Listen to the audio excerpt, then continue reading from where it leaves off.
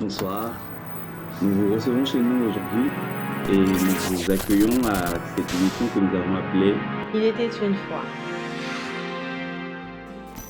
Nous, c'est Ace Vedoso. Et Wildy. Alors, il était une fois, c'est une histoire, c'est une rencontre. Deux personnes, c'est deux amours qui se sont unis pour ne faire qu'un seul. C'est nous qui vous racontons avec eux leur histoire.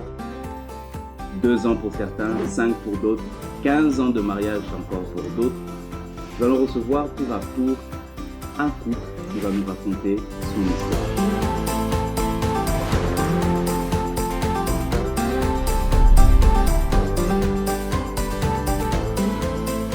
Bonjour, bonne année.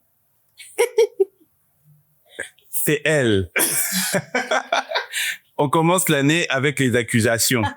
Si vous n'aviez pas d'émission jusqu'à aujourd'hui, c'est à cause d'elle. Il n'y a plus de condamnation pour ceux qui sont en Christ. Vous nous avez manqué. Nous savons que nous vous avons manqué aussi.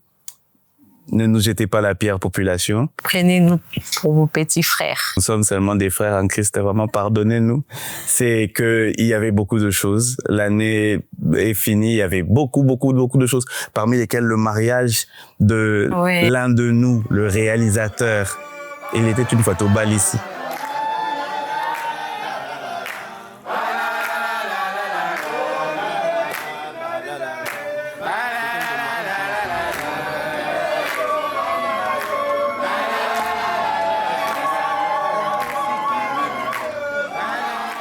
Et ça fait que nous étions pas en mesure d'avoir des nouvelles émissions, mais nous sommes de retour avec un premier numéro pour ce début d'année et pas n'importe lequel. Nous avons le plaisir, l'honneur de recevoir sur ce plateau un couple qui va se présenter tout de suite, que vous allez découvrir maintenant, et nous nous retrouvons juste après. Il était une fois les Bogoli. D'accord, moi c'est Olivier Bogoli, le mari de ma charmante épouse. Et Sissi. Sissi et moi, nous sommes dans notre 20e année de mariage aujourd'hui. Nous allons avoir 20 ans au mois de novembre. Nous avons 3 jolies filles, Elnis, Olivia et Choukrani. Voilà. Ok, moi c'est Sissi Bogoli, je suis l'épouse de lui. Comme il l'a dit, cette année, grâce à Dieu, on a 20 ans de mariage, en novembre exactement. Donc, je suis enfant de Dieu. Je suis née Kitenge avant de devenir Bogoli par lui. Je suis servante de Dieu, prédicatrice de l'évangile. Je suis femme d'affaires. Et ce qu'il a oublié de dire, c'est que lui et moi, nous sommes juristes, mais lui, il est juriste d'entreprise. Et voilà, nous sommes heureux d'être ensemble. Bonjour papa Olivier, bonjour maman Sissi. Bonjour maman Wildy, bonjour papa S. Bienvenue chez nous. Merci, c'est un plaisir. Merci C'est un plaisir. Enfin, Merci. finalement, rendez-vous manqué. Enfin, on est là. Le temps de Dieu est le meilleur du temps. Exactement. Nous rendons grâce à Dieu pour Nous l'opportunité. sommes heureux d'être là en tout cas. Merci beaucoup, c'est un honneur pour ce premier numéro de l'année. Nous savons qu'il y a des bonnes choses qui arrivent. Donc, bienvenue à Il était une fois. Chez nous, c'est simple. Vous nous racontez votre histoire, mais il y a des gens qui sont là-bas, qui sont en train de nous suivre. Ils veulent avoir des petites infos, mais c'est vraiment à nous que vous parlez. N'oublie pas les Libanga de Elnis. Mais bien sûr, j'en arrivais. Spécialement, en ce début d'émission, nous saluons Elnis Bogoli. Celle qui a, depuis le début, dit à papa et maman, vous devez passer, il était une fois. Elnis, il y a eu Yamoué. Ils sont là aujourd'hui. Ils sont là aujourd'hui. J'espère que tu vas entendre l'histoire complète de comment tu es arrivé. Elnis, pour nos spectateurs, téléspectateurs, YouTubers spectateurs, je sais pas comment on vous appelle. Elnis, c'est la fille aînée des Bogoli et elle est une fervente suiveuse de l'émission. Alors Elnis, merci d'avoir chauffé papa et maman. Ils sont là aujourd'hui et on est heureux de les recevoir. Papa, maman, à un moment donné de votre histoire, vous entendrez des choses comme bouée. Oui. Ça, c'est lorsque vraiment on veut se rassurer d'avoir bien entendu. Il y aura beaucoup de moments où on va vous interrompre, mais sinon, maintenant, tout ce que nous on veut et tout ce que eux attendent, c'est que vous nous racontez. Il était une fois vous. Nos questions sont prêtes, elles viendront. Mais on veut d'abord savoir d'où est-ce que ça a commencé, qui a vu qui a dit quoi à qui, et comment on en arrive à 20 ans, bientôt là déjà en novembre. Il était une fois, vous. Merci beaucoup, Papa Ace, Maman Wildy. En tout cas, c'est un plaisir pour nous d'être là. Nous voulons d'abord bénir l'émission parce que vous n'avez pas idée de combien de gens vous touchez. Et combien de gens vous aidez par rapport au mariage. Les gens se font des films des fois, ils s'imaginent des choses, mais cette émission permet aux gens d'avoir une idée assez claire du mariage. Merci. En tout cas, que Dieu vous bénisse pour le travail que vous accomplissez. C'est pour nous un plaisir. Et lorsqu'on parle des couples, nous sommes toujours intéressés parce que nous avons à cœur d'aider les couples aussi. Okay. Alors, nous, c'est Olivier et Sissi, comme on s'est présenté au début. Et notre histoire commence réellement en 2000, exactement. Oh. En 2000, déjà pour commencer, nous nous sommes fait baptiser dans le même jour, dans la même eau, mais sans se connaître. Ah. On a su qu'on s'était fait baptiser le même jour qu'on était déjà dans le mariage. Oh. Dans les photos. Bon, ça, c'est une parenthèse. On y reviendra peut-être.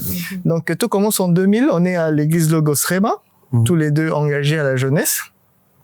Mais on se connaissait pas. C'est un ami qui nous a présenté, un ami qu'on a en commun, qui était un ami à elle d'ailleurs et qui est devenu mon ami, qui est son ami. Donc c'est lui, Jean-Paul, le passeur décisif. Voilà, c'est lui. Vraiment, c'est le bon mot, le passeur décisif, mais naturellement sans savoir. Ah, là, c'était seulement, je connais quelqu'un. Sissi, voilà, je veux te présenter un autre ami, c'est Olivier. Olivier, c'est Sissi, c'est une amie bien. Et puis, juste ça. Elle dit, c'est la sœur Sissi. Déjà, c'est son prénom qui m'avait intéressé. Je dis, Sissi, c'est pas commun. Ok, c'est bien. Et sans plus, hein. Et puis, le temps est passé, les années sont passées. C'est autour de 2003. Un jour, on se retrouve. Entre-temps, on est devenu un peu. On se parlait, on discutait, mais on n'était même pas amis. On se voyait juste frères et sœurs à l'église, à la jeunesse de Logos Rema. Et un jour, on se retrouve chez des frères à Kitambo, en train de discuter. C'est là que j'ai eu un tilt. Je me suis dit, elle parle bien, elle est dans mes critères parce que. Pour moi, en tout cas, quand tu parles pas bien, c'est déjà compliqué. C'est compliqué, je mets une croix. Donc, j'étais intéressé par sa manière de parler, sa manière de réfléchir et tout ça. Puis, bon, je me dis, oh, tiens, j'ai commencé à l'observer d'un peu plus près. Je dis, mais elle est intéressante, elle ferait une bonne épouse. Juste par le fait qu'elle parlait bien. Ce jour-là, elle parlait de sa famille, elle parlait de son père et tout. Je dis, oh, tiens. J'étais intéressé, je posais des questions. Je me suis rendu compte qu'on avait les mêmes valeurs, la même manière de réfléchir. On a grandi un petit peu dans les mêmes cadres parce qu'elle, elle a grandi à Lubumbashi, dans le camp Jekamine. Moi, j'ai grandi à Kulungongo. Mon père travaillait à la Soukrière. Vous voyez un peu ces petits milieux. Tout le monde se connaît, c'est une petite famille. Et puis, c'est une vie assez particulière. J'ai dit, ok, c'est comme ça qu'on est devenus un petit peu amis. Mais elle était beaucoup plus amie à ma petite sœur. Elle venait à la maison, on discutait. Bon, je commence à regarder. Je dis, mais cette sœur, elle est bien. Bon, mais sans plus. Et puis un beau jour, quand j'ai commencé à avoir des intentions, j'étais en train de prier pour ma femme et tout, parce que je venais de finir mes études 2 ans auparavant, parce que moi j'ai terminé à l'UPC en droit en 2001.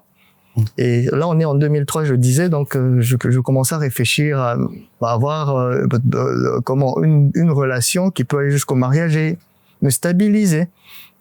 Alors, je priais, je demandais à Dieu une femme qui soit spirituelle d'abord, qui craint Dieu, mais qui le soit un peu plus que moi, je veux dire, parce que je me dis, je sais que j'ai une grande destinée, j'ai besoin d'avoir à mes côtés une femme forte, une femme qui a du caractère, une femme intelligente, une femme qui a de la conversation, et elle cochait toutes les cases. Elle cochait toutes les cases. Mais j'avais une peur, c'est que je la trouvais trop high pour moi, vous voyez? Je ne me voyais pas pasteur ou quelque chose comme ça, mais elle, je me dis, elle est bien pour être femme de pasteur. Moi, je ne me suis jamais vu pasteur, jamais. Moi, la prédication, c'est pas moi, je suis discret dans le banc et tout ça. Mais elle, je disais, elle, vraiment, c'est une femme de tête. J'avais un peu peur de ça. En même temps, c'est ce que je voulais. Vous voyez un peu, je sais pas. Oui, très bien. Très bien, vraiment très mitigé comme ça entre les deux. Très mitigé, c'est ce que je voulais, mais en même temps, j'avais peur. Je disais, non, elle est trop pour moi. J'étais un peu dans ce déni-là. Et puis après, quand on discutait, elle me fait savoir qu'elle était fiancée, elle était engagée avec quelqu'un et tout ça. Pour moi, c'était un bon prétexte pour laisser tomber parce que j'avais peur de la tromper. C'était un bon prétexte. Je dis, ok, comme elle est déjà engagée, c'est bien. Donc moi. Bon, Papa Olivier, vous n'êtes pas friand de ceux qui disent que Jéricho était occupé avant que les enfants d'Israël arrivent. En fait, moi, je suis le genre, j'aime pas déranger, en fait. Oh, c'est... Tel que les choses se font là, je respecte. J'aime pas déranger. Donc, quand la personne me dit qu'elle est déjà engagée, tout de suite, j'arrête. Donc, et puis bon, pour moi, c'était un bon peut-être, mais en même temps, un regret. Ouais. Voilà, là, j'ai raté. Mais bon, de toutes les façons, je vais voir ailleurs. Alors, pendant que j'étais en train de regarder ailleurs, je regardais les sœurs, mais, vous voyez, et puis c'était un moment, à une époque de ma vie qui était assez compliquée, qui était assez sombre, où je commençais un peu à rabaisser mes standards, vous voyez? Ouais. Je rabaissais mes standards, je disais, bon, de ce côté-là, je peux diminuer un peu mon spiritualité et tout. Et je suis allé, j'ai commencé à regarder ailleurs, comme je vous ai dit.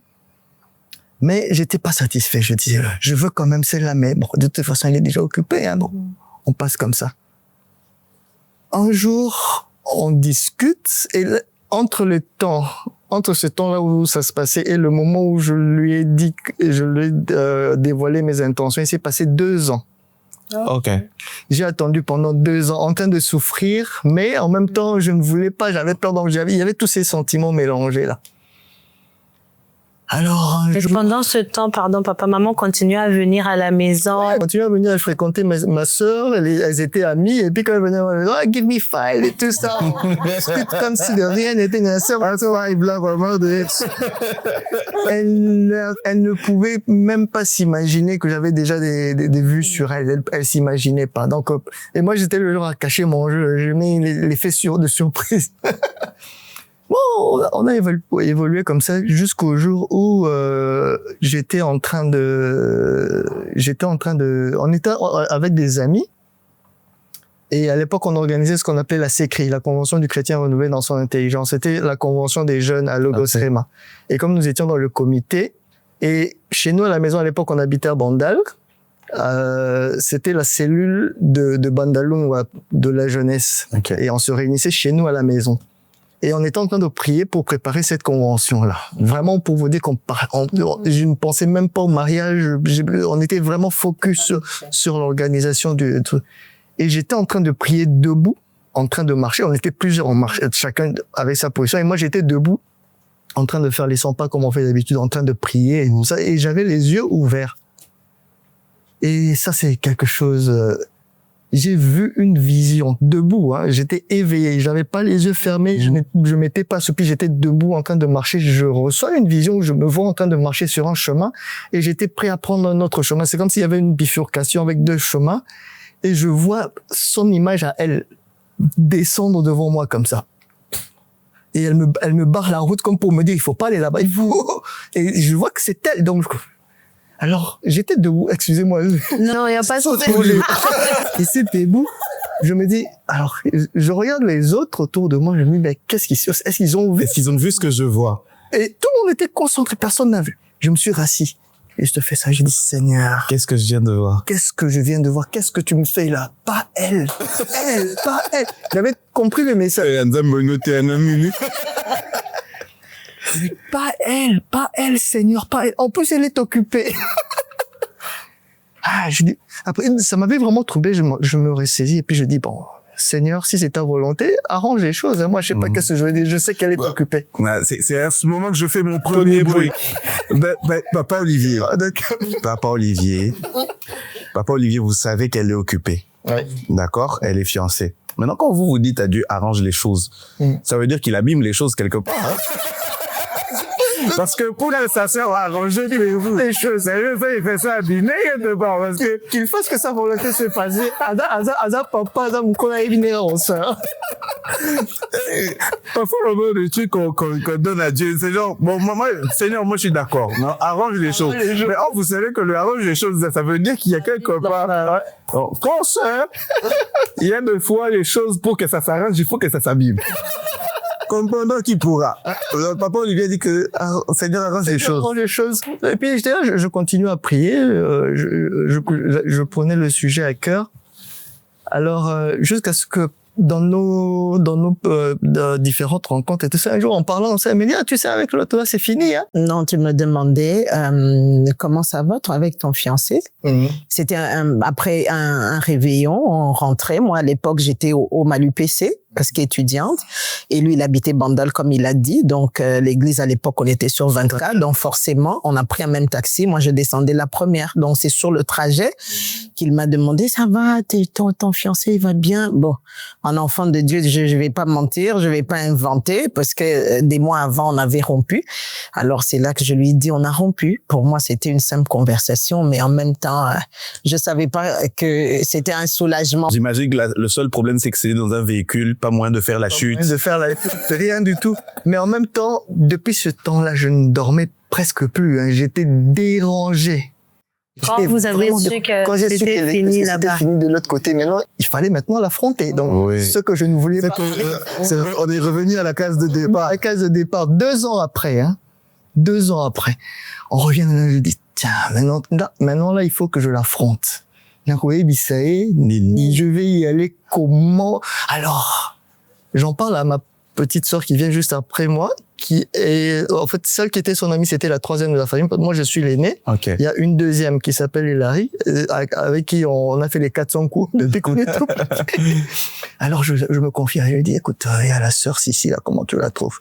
C'est elle qui me dit, elle est bien, elle m'encourage vraiment, elle pousse, et elle se charge même de faire, de prendre des informations, me les ramener et tout ça. Alors c'est vraiment elle qui m'encourage. Je voulais pas en parler à son amie. Elle aurait balancé. Bon, à ce que soit dit en passant, mon amie qui est ma belle-sœur en même temps, c'est que à l'époque, elle et moi, nous étions engagés avec des gars finalement qu'on n'a plus épousés. Okay. Donc ça fait que on blaguait beaucoup parce qu'on était engagés à des pasteurs, des jeunes pasteurs, et on blaguait, on s'imaginait maman pasteur qui s'invitait, on blaguait beaucoup. Donc du coup, avec notre amitié, notre histoire. Donc, je crois que c'est comme ça qu'il n'avait pas voulu l'associer tout de suite.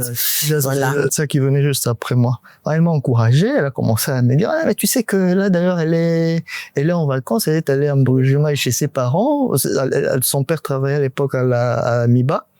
Elle est allée en Brujumaï chez les parents pour les vacances et tout ça. Je vais prendre des informations. Dès qu'elle est là, en tout cas, il faut attaquer.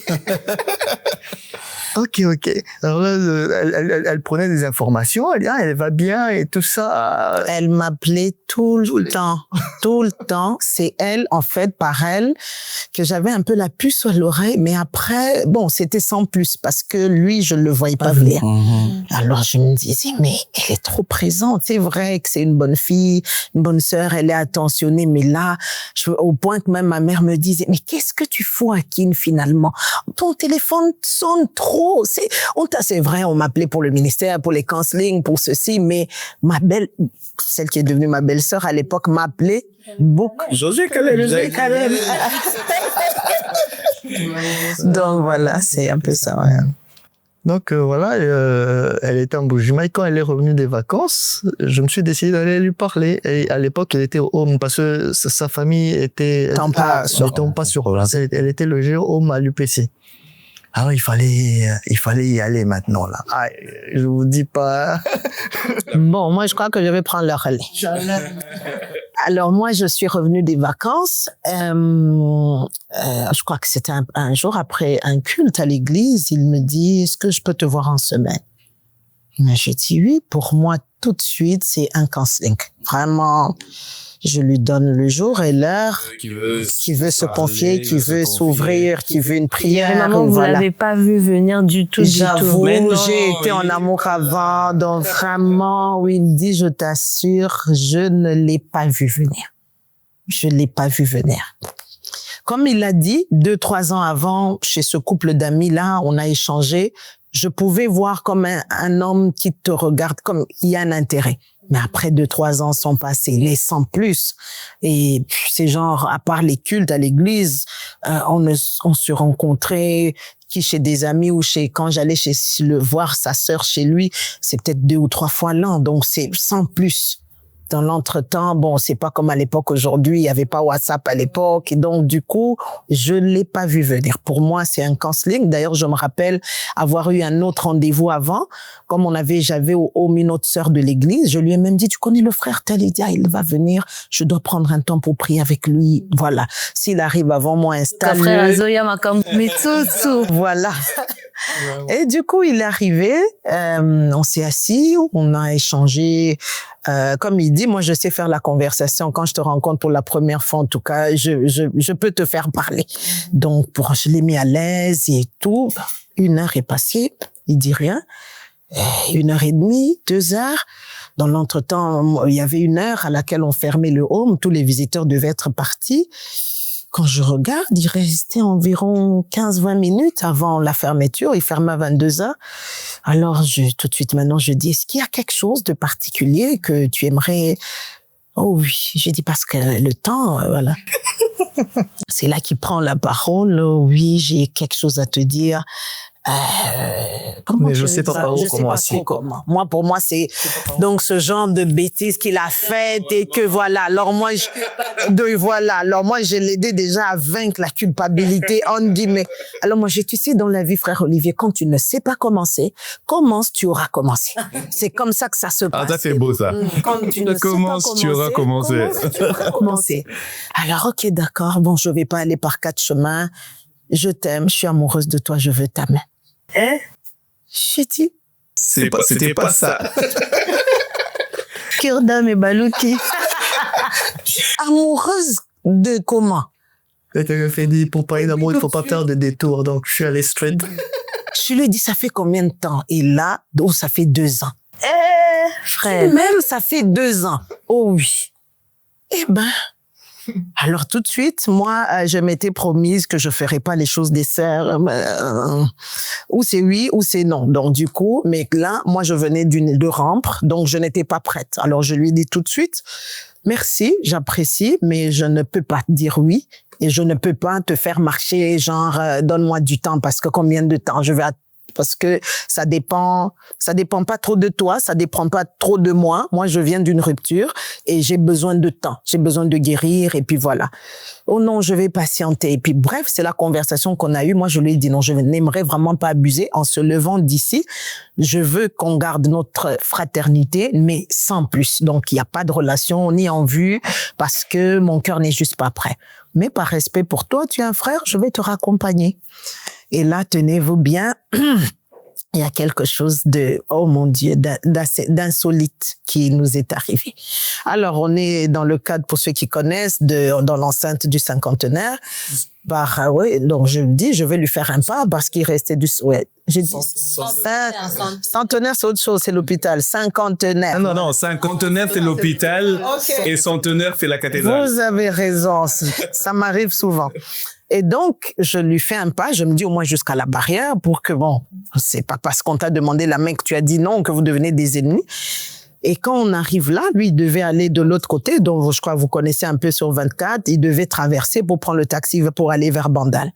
Dès qu'on sort là, il est 22h, presque moins 5 maintenant, parce que avant juste, on fermait la barrière, donc on devait rentrer. Donc on est autour de 22h. Le temps juste de vouloir se dire au revoir. Je ne sais pas vous expliquer. Il y a un groupe comme un cœur, des gens habillés comme des sportifs, qui avec une bottine, qui avec des maillots. Ils sont une vingtaine, à tout casser à peu près. Ils nous parlent en chœur. Il revenait ils venaient un peu comme de la RTNC, ils allaient vers Bandal. Donc, ils sont en train de progresser. Ils arrivent presque en face de là où on est, le temps que lui, il traverse. Quand il se disait, il les laisse passer et puis il va traverser. Et puis, il parle, excusez, je vais peut-être le dire d'abord en lingala, parce que c'est ça. On va la radio pour vous après. Oui, s'il vous plaît, comme ça, ils vivent ça comme ça, voilà. Ils disent, frère, moi, si à Vinayo, Ndeyewana. Oh! En cœur. Soki, en cœur, maman, où il dit pas que toi, pas que elle parle, pas que, non, il parle comme la chorale à l'église. Comme quelqu'un fait 1, 2, 3, go. Frères, ensemble. Moi, si à Vinayo, Ndeyewana. Soki, oye na vinaye, po balaye, nzambe na ye, akopambola bino. soki oye na zina ye po sakana na ye nzambe na ye akobeta yo. Oh, No way. C'est là que je fais boulot. Moi aussi j'ai même envie de faire un ouais pour tout. Non, c'est... Bon, pour la communauté non lingalophones. Ok. Ils sont sortis, vous avez compris jusqu'à ici, ils sont sortis. Et le groupe qui arrive, les mots en lingala qu'ils ont dit sont ceci à peu près. Frère, la femme de ta vie, c'est elle. Si tu es là pour l'épouser, son Dieu va te bénir. Et si tu es là pour t'amuser, son Dieu va te punir. Et ça, c'était en chœur. Ouais, s'il vous plaît. Non. À 22h.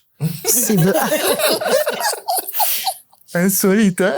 Et là, il sort du silence. Il est silencieux depuis que j'ai dit c'est non. du film, hein? Maman, il dit, je sais pas comment le dire. Et là, je vois le frère qui se fortifie, mais mettez-vous à ma place. Ouais, c'est S'il clair. y avait un bouton où on pouvait appuyer et disparaître, j'appuyais, je disparaissais. Donc, papa Olivier, donc tout le trajet, vraiment... Silencieux, abattu, c'est là maintenant. Bon, ouais. Et puis quand tu Dieu me connaît, Dieu me connaît. Le Dieu qui devait arranger les choses là. Mais vous voyez comment Dieu arrange les choses jusqu'au point de faire passer un groupe de gens au moment pile où vous sortez. Et là, maintenant, il se retourne, il me dit, prophétesse, qu'est-ce que tu en penses? Fâché, énervé, confuse. Je lui dis, ça n'engage que c'est pas moi qui ai parlé. Et tout de suite, j'ai dit au revoir, je me suis retournée. Je suis rentrée, je pouvais pas rentrer vers ma chambre. Je suis allée derrière la cathédrale pour prier. J'ai dit, Dieu, qu'est-ce que tu es en train de faire là? Qu'est-ce que tu me fais?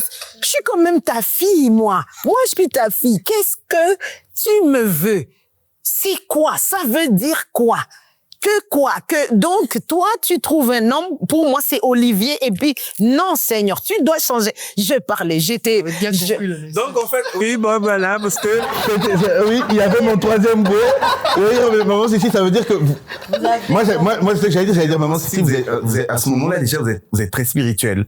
C'est-à-dire quand vous voyez un truc comme ça, vous directement, vous savez qu'est-ce que ça veut dire. Sage qui est derrière, mais en même temps, Tu n'en veux pas. je ne veux pas, et je suis fâchée parce que je ne peux pas vouloir. C'est quoi que tu me fais?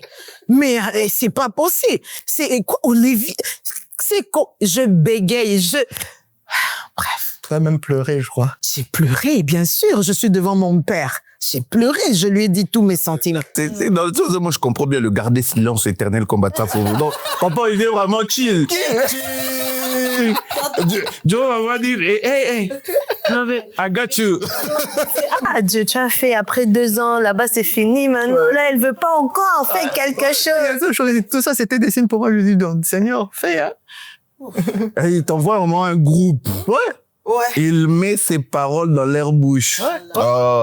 Et à partir de ce moment-là, comme je dis, je suis du genre à ne pas vouloir déranger. Mais j'étais tellement certain que Dieu était dans la chose. Ouais. Je m'accrochais, bien qu'elle m'avait dit non, comme elle vous a dit, elle n'en voulait pas parce qu'elle sortait d'une relation et tout ça, elle voulait pas s'engager à nouveau. Mais j'insistais, j'étais là. C'est le quand tu dis, mais J'arrivais. 22 heures. Des jeunes qui parlent en cœur. Ah non, ça c'est Dieu. Ça m'avait vraiment renforcé. Je dis, c'est elle. Donc là, il faut pas que je lâche, je vais m'accrocher. Mais en même temps, j'étais pas trop collant non plus, donc je laissais, de temps, non, comme me disait un ami, il faut arroser. J'arrosais progressivement. J'attendais qu'elle me dise. Un jour, en arrosant là, je me suis dit, bon, allez, il faut je vais acheter un bouquet de fleurs. À l'époque, je suis fonctionnaire et mon salaire de l'époque était l'équivalent d'environ, là, c'est une autre, $27. C'était ça, en fait, $27 en francs. Et à quel taux on nous payait? Donc, je connais le taux. Si on me pose la question, je vais sortir le taux. Je connais le taux. Mais bon, voilà. C'est-à-dire que financièrement, je n'étais vraiment pas, j'avais pas les moyens. Mais ce jour-là, on me paye. Je me dis, qu'est-ce que je vais faire? Il faut que je fasse quelque chose. J'enlève ma dîme. Imaginez la dîme, combien elle représente. Et puis après, je prends 9, je me rappelle, je suis allé acheter un bouquet de fleurs à 9 €. chez Fleurani, 9 €. Il dit, je vais lui offrir un bouquet de fleurs. Parce qu'en parlant, je savais qu'elle aimait les fleurs, elle aimait les nounours, des choses comme ça. Il lui a ramené j'achète mon bouquet chez Fleurani à 9 €. Je m'amène avec mon bouquet, je vais avec à l'UPC. Vous voyez le home. Avec de fil en tout le monde sait que il y a quelqu'un qui va recevoir des fleurs aujourd'hui. Le frère amène des fleurs. J'arrive, vous savez, à l'UPC, les filles, ah, ça va. Il y a des gens qui ont commencé à lever depuis longtemps. Hein. Il y a des gens qui ont offert des fleurs en 2005. Nous, on croyait que c'est nous qui avons commencé ça. Papa Olivier, en 2005, vous offrez des fleurs. Qui s'achetait en euros à Kinshasa. Waouh. Je vais avec mon bouquet de fleurs, je fais vraiment carré, je marche, les gens qui parlaient à côté, je n'écoutais pas, je vais, et le homme, je crois que vous voyez là où ça se trouvait un peu, c'est vers le fond, là. J'entre, je traverse ça, il va où? Les gens me disent, comment c'est dire que tout le monde de Homme savait que c'était la sœur Sissi qui se comportait correctement, elle avait donc vraiment, et dire que j'avais dit non. Mais il s'emmène avec les fleurs. Mais j'arrive là, je croise une une petite sœur avec qui était qui je partageais la chambre. Ouais. Dès qu'elle me voit, elle rentre vite dans la chambre. Et puis on dit, raconte-moi à partir de là, quand elle vient te dire, sans ceci. Je vois quelqu'un, on est dans la chambre tranquillement, elle ouvre la porte, elle entre en fracas, elle se met derrière la porte et me dit, sœur Sissi, je t'en prie. Il y a quelque chose de bien qui va arriver. S'il te plaît, ne dis pas non. Je la regardais comme, Seigneur Jésus, quelque chose de bien. Et pourquoi c'est toi qui l'annonces? C'est quoi que tu veux dire? Et puis il arrive, il frappe. Alors tout le monde me voit, va, il y a quelqu'un qui arrive. Je dis, mais pourquoi vous n'allez pas voir? Oh non, toi, va. Je vais, j'ouvre la porte, il était là comme ça. Il sort, c'est pour toi. Oh mon Dieu. Et c'est à l'époque où il disait non, hein. Ça, c'est public. J'ai juste pris, j'ai changé d'humeur, j'ai pris, désolé pour le bouquet, c'est allé tout droit dans la poubelle. J'ai dit, il faut qu'on parle. Alors je le prends, je le ramène sur le grand couloir là de l'université. Il y a des bancs en ciment, en semé. Qu'est-ce que tu fais? J'ai déjà dit non. Par respect pour toi, par respect pour moi, tu n'emmènes pas des fleurs en plein jour. Tu vas se mettre en spectacle pour une relation qui n'existe pas. Donc bref, ça s'est passé. Et là, on commence à me proposer d'autres sœurs. Est-ce que tu vois pas une telle sœur? Elle est bien, regarde un peu à l'autre sœur. Moi, c'est non. Et je sais pas te dire, oh non, je vais patienter. Je dis, une guérison d'un woman. Je sais pas dans combien de temps je vais en sortir. Est-ce que c'est 3 mois? Est-ce que c'est 6 mois? Il y a pas de principe universel. Donc je ne sais pas, je veux pas abuser ton temps. Mais regarde un peu la sœur telle, regarde à l'autre. Non, moi je les ai vus, moi c'est tout. Je dis, alors là, mais tu ne me refais plus ce genre de numéro, mais s'il te plaît. Alors là, ça passe. Donc là, c'est en mode, bon, si tu veux patienter, c'est ton problème. Ouais, mais moi, je t'ai devenu. En tout cas, moi, c'est formel. Oui. Parce que moi, j'avais pas voulu, je m'étais promise, je ne ferai pas des trucs, des fils, non. C'est oui. Quand c'est non, là, tout de suite. Parce que je me dis, on sait plus ou moins quand ce qu'on veut et qu'on veut pas, on sait. Alors. C'était vraiment non. C'était un non et vraiment, et je ne veux pas que ça soit un non et que tu continues à me courir comme non. Dès le départ, je sais que c'est non. Et je veux que ça soit non. Alors, bref, là, ça évolue. Là, moi, je continue à prier et. Maintenant, il se passe que de mon côté, à part la chorale, là, j'ai eu, on va dire, 3 songes successifs dans lesquels l'image, plus ou moins, c'était mon téléphone sonne. Quand je prends, je vois Olivier Bogoli t'appelle, il faut prendre. Quand je prends, non, je me dis, je vais pas prendre. Je prends le téléphone, je le cache quelque part, et puis il y a comme une foule des gens qui viennent, qui m'appellent un peu comme mon cœur. Sœur Sissi, il faut que tu répondes. C'est le frère Olivier qui te prie, il faut. Premier songe, tu te dis ce n'est qu'un songe. Deuxième songe, quelques semaines plus tard, tu te dis que ce n'est. Troisième songe, ce jour-là, parce que mon lit, était à côté d'une fenêtre, je me rappelle, c'était une foule sur la fenêtre qui tapait. Prends, mais c'est Olivier qui t'appelle, prends. On va dire, sur le côté spirituel, je comprenais que c'était clair, que Dieu me parlait, que c'était lui, mais je ne voulais pas. Déjà pour mon humain, pour ce qu'il présentait, Les $27. Frère S, s'il vous plaît, papa S. Donc, il y avait tout ça. Donc, du coup, quand je me lève ce matin-là, je suis perturbée. Je dis, Seigneur, je crois comprendre, parce que là, je vais pas encore dire, parle-moi. Je crois comprendre. Mais c'est juste pas possible, parce que et je l'aime pas, et bref. Et puis, je me dis, bon, on avait culte ce soir, je vais aller au culte pour un peu, ok, je vais être avec Dieu dans un culte. Et puis voilà. Alors, j'arrive à l'église, je vois un ami qui est prophète de ministère, il me voit, il me dit, viens, je vais te prophétiser sur ton mariage. Soit dit en passant, à l'époque, papa S, maman, il dit, je ne voulais pas entendre que quelqu'un, entre guillemets, même dans un culte, me prophétise sur le mariage. Tout domaine, mais pas celui-là. C'était comme mon petit Jéricho que je voulais garder, gérer. Déjà, je voulais pas d'interférence, je voulais pas de pression, mais, et je voulais pas entendre, je redoutais d'entendre quelque chose qui allait dans ce sens. Donc, du coup, j'avais construit mon mur de Jéricho. Alors, il me dit, et soit dit en passant, j'ai du respect pour le prophétique. Dieu parle, et il parle très bien. Et il me dit, je dois te parler sur ton mariage, mais je vois que ton cœur n'est pas disposé. Vraiment, je n'en avais parlé à personne. Et déjà, je sais que c'est correct. Et puis, il me dit, tu es en train de regarder à une autre direction. Et c'était vrai, parce qu'en ce moment-là, je commençais à vouloir me convaincre que peut-être elle. Et puis il me dit, l'homme de ta vie, parce que si je t'en parle, ton cœur ne veut pas. Je veux juste te dire que l'homme de ta vie, c'est celui que tu as vu dans ton songe hier. Et là, j'ai fui. Je suis plus rentrée à l'église. J'ai repris mon taxi. Je suis rentrée au home. Je suis encore allée derrière la cathédrale. Même le culte, je ne finalement. suis pas entrée au culte. Il a gâché mon culte. Il a perturbé mon culte. Je suis partie. C'est là que j'ai commencé à dire, Seigneur, donc c'est vraiment décidé que c'est Olivier qui va être mon...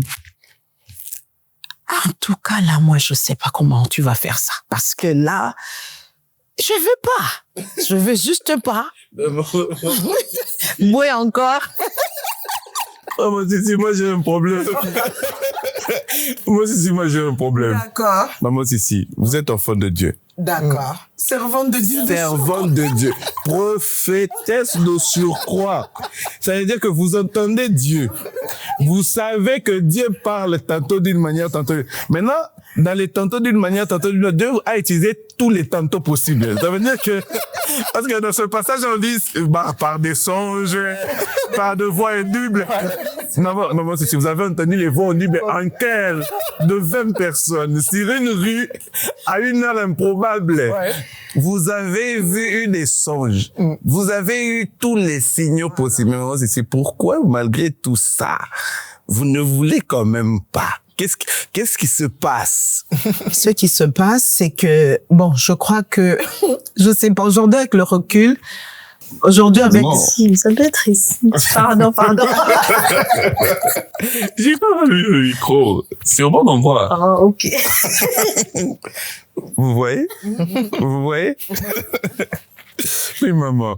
Donc, je pense qu'il y a peut-être deux choses là. Aujourd'hui, avec le recul, je suis de ceux qui croient que quand on est en face d'une une porte importante, une visitation, il faut vraiment être en prière.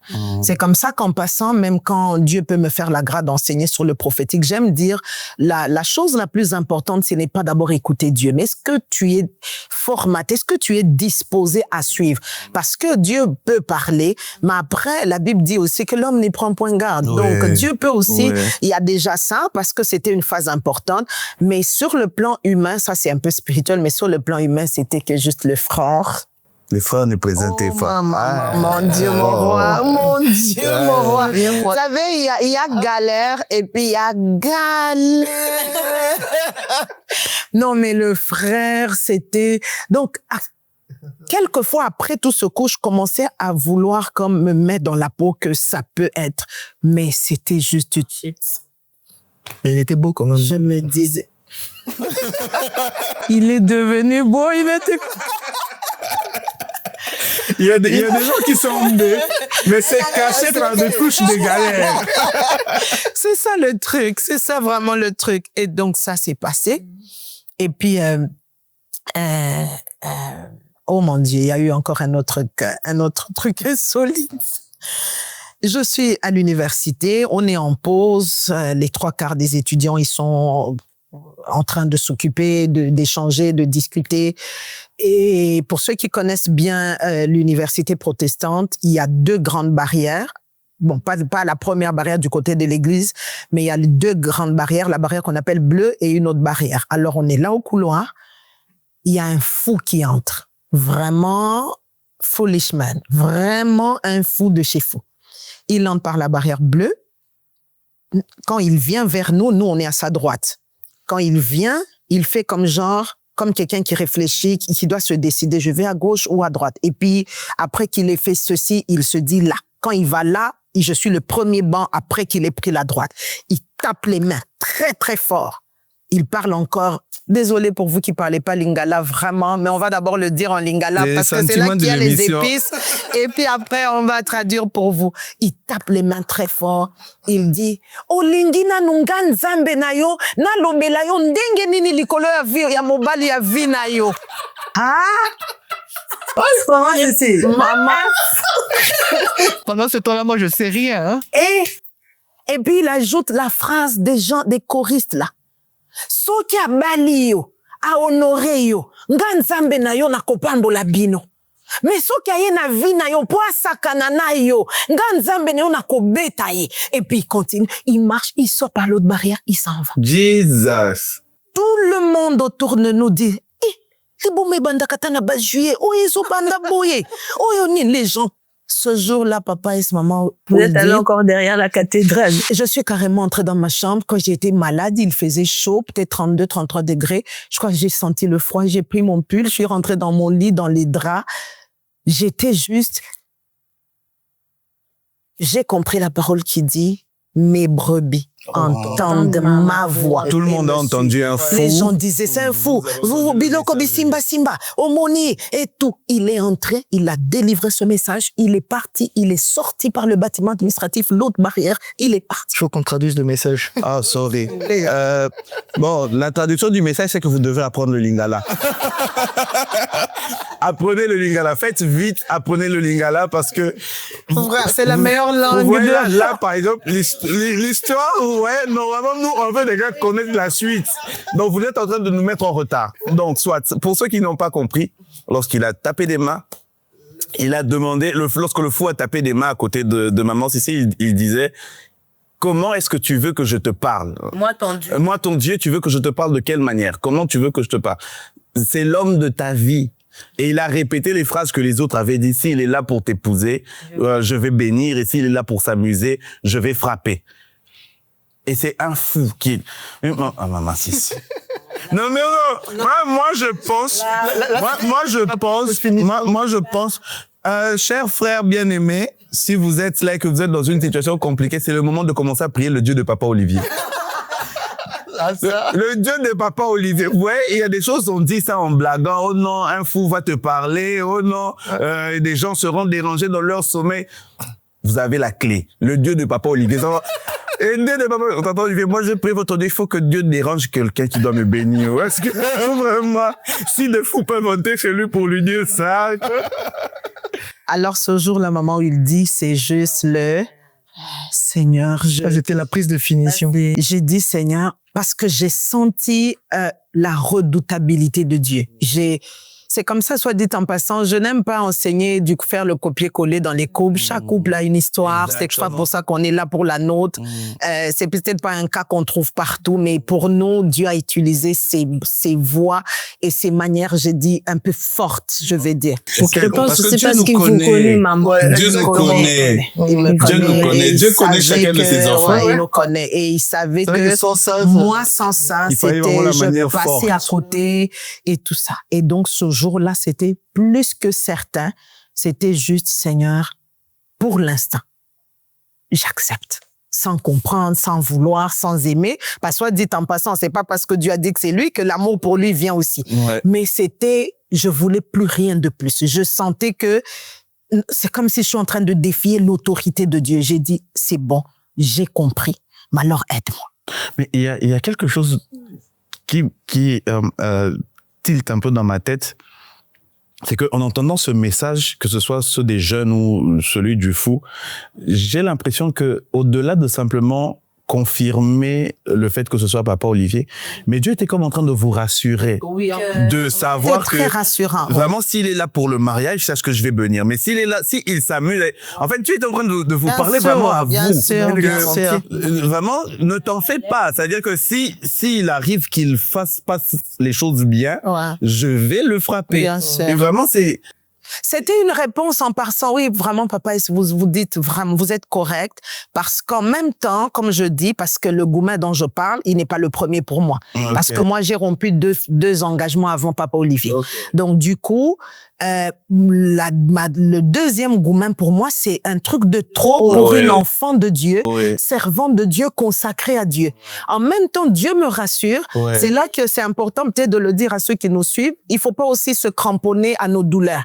Parce que Dieu me rassurait, mais en même temps, il voulait me guérir. Il me proposait son aide, mais j'étais un peu réticente, bloquée.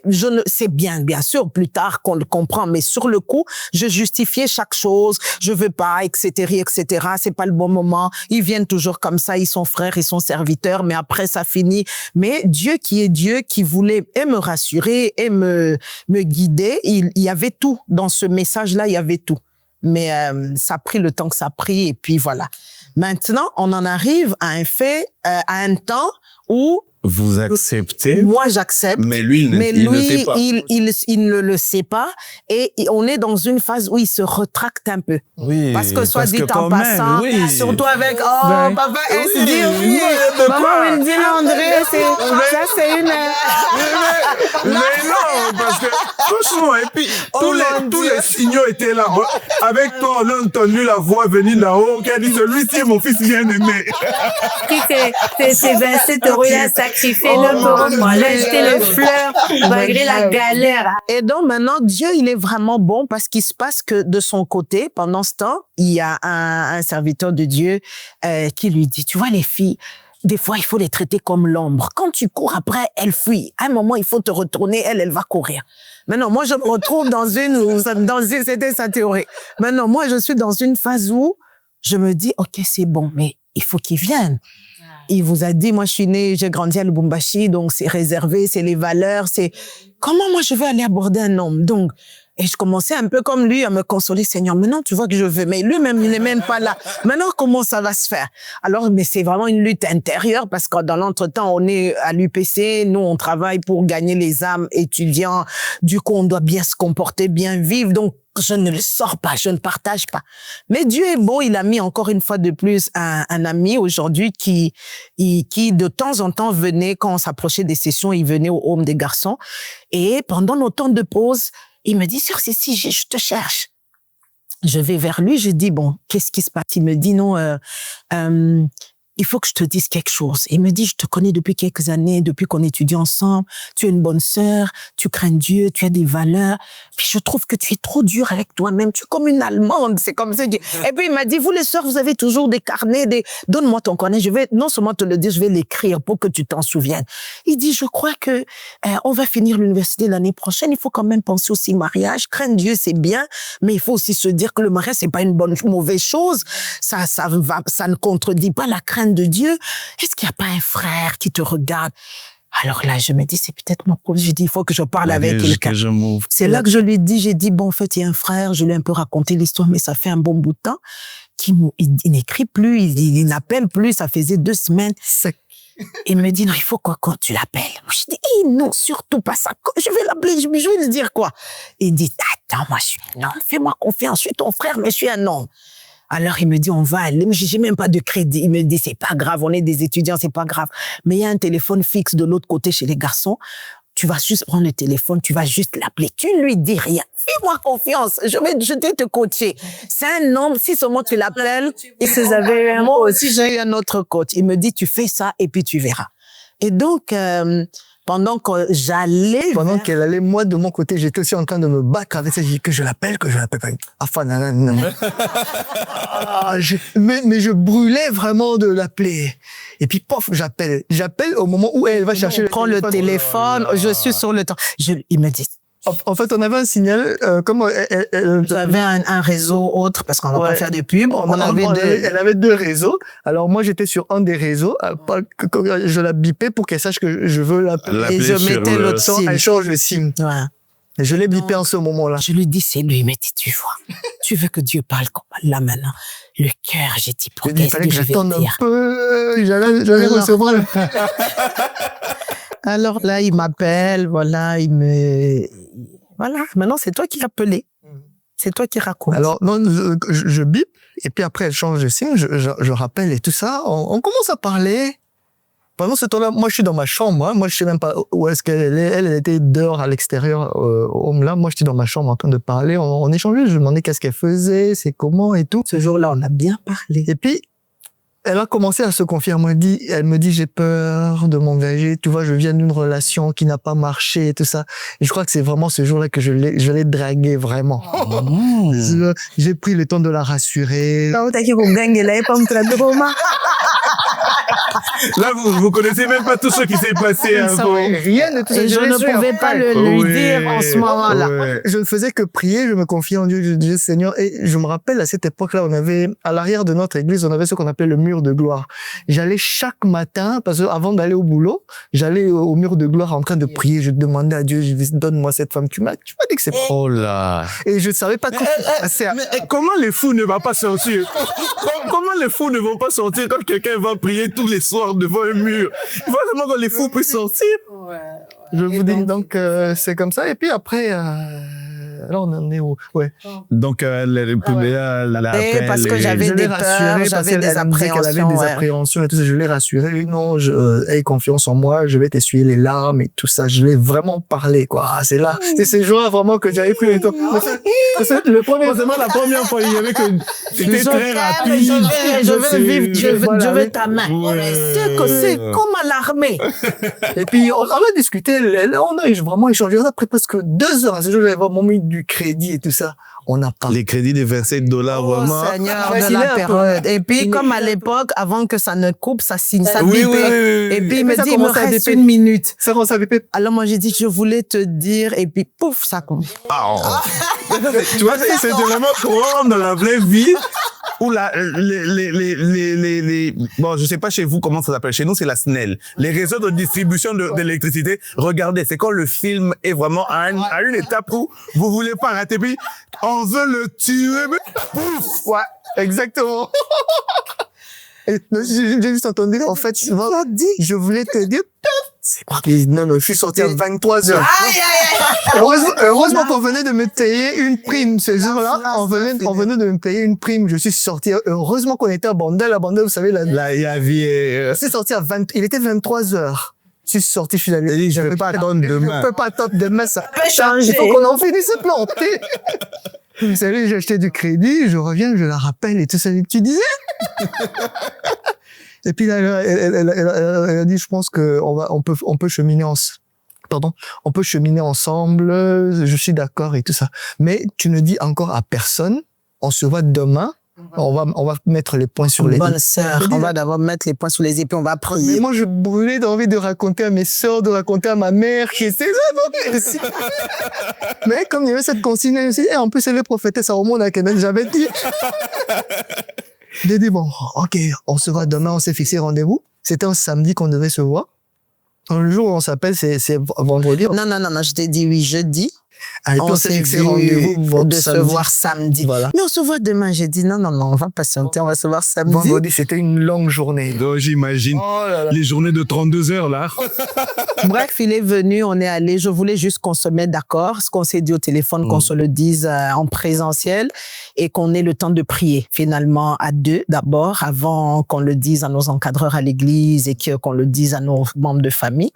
Et encore là, Dieu nous a parlé. Et ce qui est fabuleux, c'est que Dieu nous a dit une parole. C'est elle qui nous a accompagnés. On est allé prier derrière la cathédrale. Oui, on voulait, on est allé tous les se deux. consacrer à Dieu. On voulait, faire dire à Dieu, OK, tout ce que c'est pourquoi tu as utilisé des moyens forts là. C'est ça maintenant. Soit notre Dieu marche avec nous. Et puis voilà. Et Dieu nous avait donné une parole. C'est elle qui nous a accompagnés jusqu'aujourd'hui. Une seule parole. La parole, c'était faites le pas et je serai avec vous. Fixez les dates. Tout ce que vous allez faire. Vous faites le pas. Je vous accompagnerai. Là, c'est avec les $27, papa. Ouais. Voilà. Avec les très $27. important d'en parler, de souligner. $27. Alors, la relation commence. Quand je rentre à la maison, je vais directement voir ma mère. Pour la petite histoire, je suis l'aîné d'une famille. On avait déjà perdu papa quelques années auparavant et on n'était plus qu'avec maman.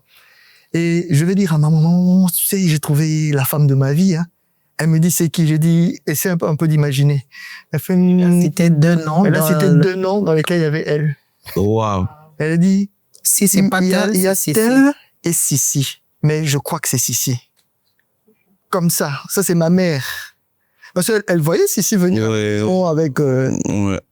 Elle me dit, c'est Sissi. Je dis, oui, effectivement, c'est Sissi. Elle dit, ah, gloire à Dieu, je peux maintenant me reposer en paix. Elle dit ça. Oh là. Et puis après, la relation commence, je présente... c'est eux qui posent des questions, c'est vrai. Maman, moi, j'ai une question pour vous. Vous aviez dit que papa, c'était la 3e relation après que vous ayez eu de Gouma. Mais dans ce que vous avez raconté, dans l'exemple modèle que vous étiez d'une jeune fille chrétienne étudiante, je comprends que vos relations, c'était pas des trucs cachés. Est-ce que vous n'avez pas eu un peu d'appréhension par rapport à, peut-être à la famille ou vos encadreurs de ramener encore quelqu'un d'autre? Est-ce que vous n'avez pas eu peur de jugement? Comment ça s'est passé? C'est tout ça, c'est important parce qu'en fait, c'est ça qui explique mon attitude, vraiment le non catégorique, parce que je me disais, même avant pour les autres, heureusement, j'ai toujours été un peu comme quelqu'un, on va dire, d'un esprit libre, mais il y avait quand même c'était un échec pour moi. 1 fois, 2 fois, donc je me disais, pas la 3e fois. Je me disais, j'ai pas le droit à l'échec. Donc je crois que c'est pour tout ça que j'avais mis, j'avais construit mon mur de Jéricho. Ouais, parce que je ne voulais pas aller encore une fois chez les encadreurs pour dire, et puis ça n'a pas encore marché. En parlant à ma mère, ça n'a pas marché. Vous êtes allé prier, la relation a commencé. Alors, comme je vous ai dit, j'ai dit à ma mère, elle me dit, amène-la-moi. Amène-la-moi, je veux la rencontrer. Je dis, OK. Il dit, maman veut te voir. Elle venait là toute tremblante avec des appréhensions. Ouais, une maison dans laquelle vous aviez l'habitude de partir. C'était un peu différent. Je parlais pour mon ami, pour ses sœurs qui étaient mes copines, mais après, il fallait aller pour le garçon et puis sa mère, c'est formel. Donc, sa mère veut me voir. Oh mon Dieu, et quand je suis arrivée, c'était un dimanche après culte, et on a vu nos encadreurs déjà à l'église, on leur a dit, ce qui est en soi dit en passant, je me mets à la place, les encadreurs, des fois, ils souffrent. Donc, notre pasteur à la jeunesse, il le recevait en aparté, il me recevait en aparté. Il gérait les deux. Donc, quand vous venez, le deux, il dit, finalement. Voilà, quand on vient, voilà. Après, on est allé chez lui, sa mère m'a prise dans sa chambre. On est allé au balcon de sa chambre, elle m'a dit, assieds-toi, je vais te parler. Et puis, elle m'a dit, votre papa n'est plus, donc son papa n'est plus, c'est moi la maman, mais dans notre culture, comme il est l'aîné, la femme de l'aîné, c'est maman. À partir d'aujourd'hui, moi, je suis comme papa n'est plus, je suis comme redevenu un enfant, donc c'est toi notre maman. Même quand j'aurai des choses à dire, j'aurai des choses à demander, ça sera toi, ça sera avec toi et jamais avec lui. Et puis, il me dit, assieds-toi, je vais te parler et de lui, et de tous ses frères et sœurs. Elle m'a raconté l'historique, tout ce qu'ils avaient vécu, jusqu'à les caractères, les comportements, les forces, les faiblesses. Wow. Moi, je n'ai pas... Avant de découvrir ça de lui, je le savais de sa mère. De tout. J'avoue que je suis sortie ce jour-là. On dirait, je transpirais, je me disais... Donc, l'histoire, là, qu'on appelle le mariage, c'est sérieux, quoi, parce que vraiment, et depuis, paix à son âme, elle nous a quittés finalement des jours avant notre mariage, mais vraiment, belles-mères, Comme des si bonnes belles-mères. Elle voulait C'est vraiment avec vous le temps préparer. que tu te dis, c'était comme une remise et reprise et voilà, c'est un peu ce qui était particulier, mais elle m'avait tout dit, leur comportement, leur force, leur faiblesse, vraiment, je savais tout quand l'amour commençait. Voilà. Wow. Et c'est comme ça que notre histoire finalement a commencé. Et puis, on a fait au total 1 année et 10 mois de fiançailles, donc comme 2 ans, si Donc, on arrondit. elle m'a dit oui, c'était en janvier 2025. 2005. 2005. Ouais. Hey, papa, 2005. En fait, les 20 ans sont dans ma tête, donc... Elle m'a dit oui en janvier 2005. Et puis, on s'est fixé de faire la présentation au mois on avait d'abord retenu le mois de mars. Puis finalement, non, d'avril, et puis Ouais, on avait fixé avril 2005 pour faire la présentation. Mais bon, je n'ai pas les moyens. Bien que c'est vrai, pour la présentation, on ne demande pas grand-chose. Mais il faut quand même venir avec une petite enveloppe. Ouais. Ça, je n'avais pas j'avais un salaire, comme je vous ai dit, de $27. Alors, dans ma tête, je me disais, il faut que je mette dans l'enveloppe au moins $100. Au moins $100. Ça, c'est au moins 5 mois de salaire. Voilà, au moins Et en plus, qu'il ne faut pas toucher. Imaginez, s'il faut enlever la dîme et tout ça, il faut pas toucher. Donc 5 mois de salaire, plus quand même un peu de boisson et tout ça. Je voulais bien faire les choses. Je me suis dit, mais ça va se passer comment? Alors je vais voir ma mère, je lui ai dit, écoute, on va faire la présentation chez Sissi. Elle me dit, c'est pour quand? Elle me dit, c'est pour le mois d'avril. Ok. Elle appelle des oncles. On se met là quand je leur dis, oh non, donnez-nous le temps et tout ça. Moi, je dis, non, il faut que je le fasse maintenant. Ils m'ont dit, non, attends un peu. Ils sans me fixer de date. Ok. Je leur dis, je vous laisse le temps de réfléchir. Vous allez me fixer une date. Mais si vous n'êtes pas prêt, moi, je vais vous fixer une date. Ok. Et puis, comme je le disais, personne ne m'est revenu. Et je suis rentré un jour leur dire, écoutez, on va aller en juillet. Parce que j'ai laissé passer le mois d'avril, le mois de mai. Personne ne me revenait. Alors, je suis allé leur dire, on va se présenter au mois de juillet. C'était le 23 juillet. On a fixé le 23 juillet. Et quand on priait, comme Dieu nous avait dit fixer les dates, et moi je vais faire le reste. Donc c'était juste, on regarde le calendrier, on dit bon, on fixe le 23 juillet. Ok, on va prier. On commence à prier par rapport à la date. On prie. Mais les choses ne bougent pas. On arrive à la veille, donc la semaine, parce que sa maman devait quitter Mbujimaï pour venir. Comme papa ne savait pas venir, au moins un des parents devait venir, c'est maman qui devait venir. Et on arrive le samedi avant, parce que le 16. Une semaine avant. Oui. Une semaine avant la présentation, toujours rien. Alors sec. Je commence à avoir peur. Je me dis, Seigneur, qu'est-ce qui va se passer? Alors je me décide d'entrer en prière. Je me dis, je vais prendre une retraite, je vais faire une retraite où je dois vraiment prier. Peut-être, il faut que Dieu vraiment agisse, parce que maman vient. Ouais. Et puis, que ça va paraître comment donc je commençais à prendre peur. Je me rappelle, ce jour-là, j'entre dans ma chambre, je veux commencer à prier. Dieu me ferme littéralement la bouche. Je n'arrive plus à articuler un seul mot. Après, Dieu commence à me parler. Il me dit, qu'est-ce que je t'avais dit? Fais-moi confiance. J'avais dit, faites-moi confiance, je vous accompagne. Tout ça. Mais là, tu veux dire quoi? Après, je dis, Seigneur, merci. Parce que là, en fait, c'est pas une prière genre... c'est une prière de peur. C'est vraiment... Exactement. C'est une prière de peur. C'était ça. Surtout que, en fait, en passant, vous voyez, quand les parents, ils sont en province, ils doivent venir pour ça. Ma mère m'appelle, elle me dit, j'ai pris mon billet, il y a le séjour, il y a l'organisation, et puis vous, Akin, vous ne faites jamais des petites choses, même pour une prédote, ça sera OK. Le budget, il est ce qu'il est. Est-ce que ton gars, c'est toi qui vis avec ton gars là-bas, est-ce qu'il est prêt? Ah, les filles, savez pas, il faut savoir parler. J'ai dit à ma mère, comment tu penserais qu'on serait pas prêt? Alors que vraiment... Et puis je lui dis, depuis que tu m'as mise au monde, ça fait combien de fois que je suis déjà venue te parler d'une histoire d'officialisation de fiançailles? Si je t'ai dit que c'est le 23, eh ben c'est le 23. Et ça va se faire comme ça a été dit le 23. En fait, moi, j'agissais sur base aussi de la foi dans ce que Dieu nous avait dit. Et puis elle m'a dit, OK, je m'excuse, je ne voulais pas t'enquiquiner, mais c'est juste pour te dire que tu es assez grande pour comprendre que derrière, il y a des charges. Il ne faut pas qu'on vienne là et puis vous commencez à nous... Voilà. Et donc... samedi, Dieu lui ferme la bouche. On va lundi, il va au boulot. Parce que c'est ça le truc. Il se retrouve dans des réunions. Lundi, je suis au boulot. je suis au boulot là, vous connaissez les journées de la fonction publique à 15h, tout le monde part et tout ça. Mais moi, je suis encore au bureau jusqu'à 16h. Et puis après, je vois mon chef entrer.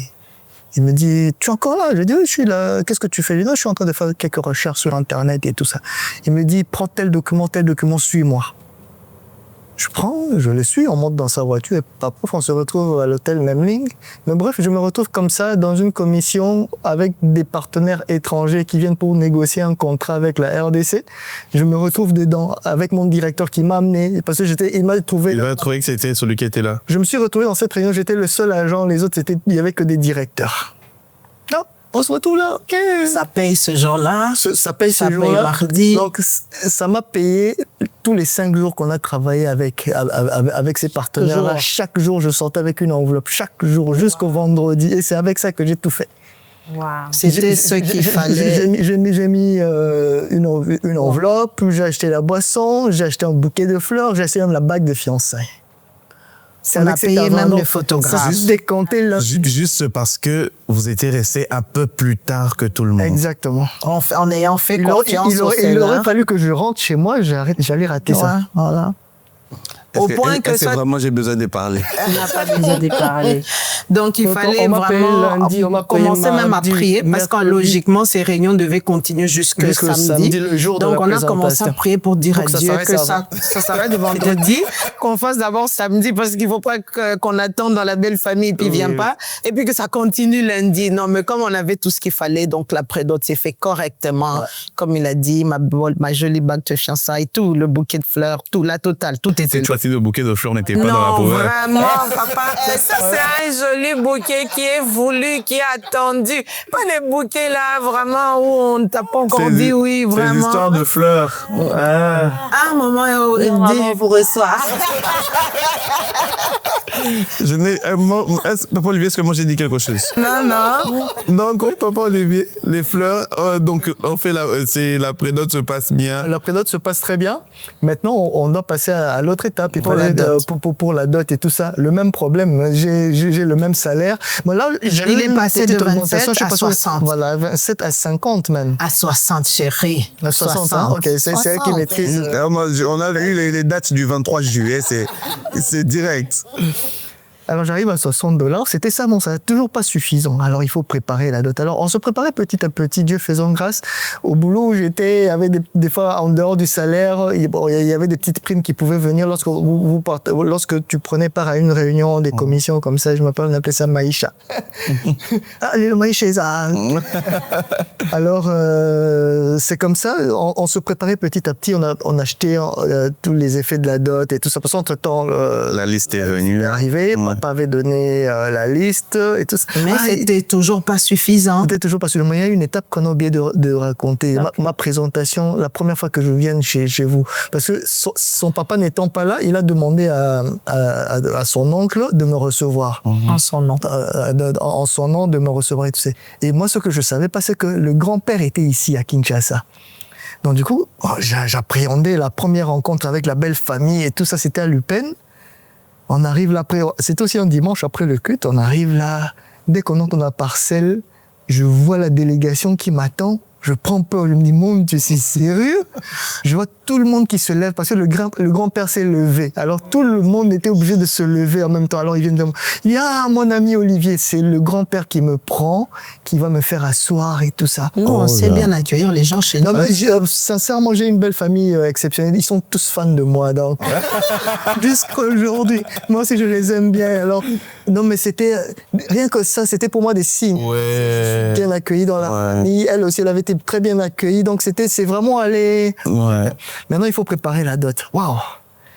Je me retrouve là. On se retrouve 2 semaines avant la dot qui devait avoir lieu le 25 mars. Tout ce qu'on avait, c'est qu'on avait un peu d'argent juste pour acheter les tissus. On a acheté les tissus pour son habillement et pour mon habillement, on va déposer chez les tailleurs, mais sans même savoir comment on allait solder pour récupérer ça dans les mains du tailleur. On y allait par la fois. On dit bon, Zoana, nous, on va venir payer après.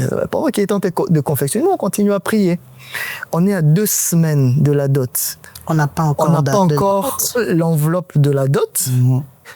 tout ce qu'on avait, c'était les effets. Les effets, quand même, on avait réussi à il se restait, petit à petit. Petit à petit. Mais l'enveloppe de la dot, il n'y en avait pas La encore. boisson. Il faut préparer payé. tout ce qui va, le reste, l'habillement et tout ça. Rien. 2 semaines avant, il se fait que on me met dans une commission, toujours avec des partenaires étrangers qui viennent pour installer une société pétrolière ici, parce que j'étais dans le secteur des hydrocarbures. Paf. Je me retrouve dans cette commission vraiment par miracle, donc je me retrouve là à la place de mon chef qui devait y être. Je me retrouve là, et dans cette commission, j'étais devenu comme la plaque tournante, parce que mon chef n'étant pas là, parce que lui c'était le responsable du juridique.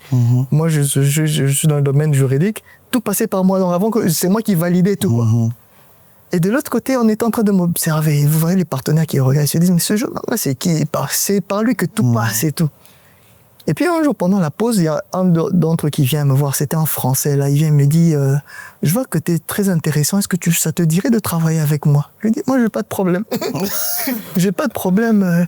Et tout ça. Il me laisse sa carte. Il me dit, je vais te rappeler. Ça s'est passé avant les 2 semaines. Les 2 semaines avant. Mais il me rappelle justement Pile poil dans les 2 semaines. Dans les 2 semaines, ouais. là. Il me rappelle, il me dit, écoute Olivier, la société pour laquelle on était venu va finalement s'installer à Kinshasa.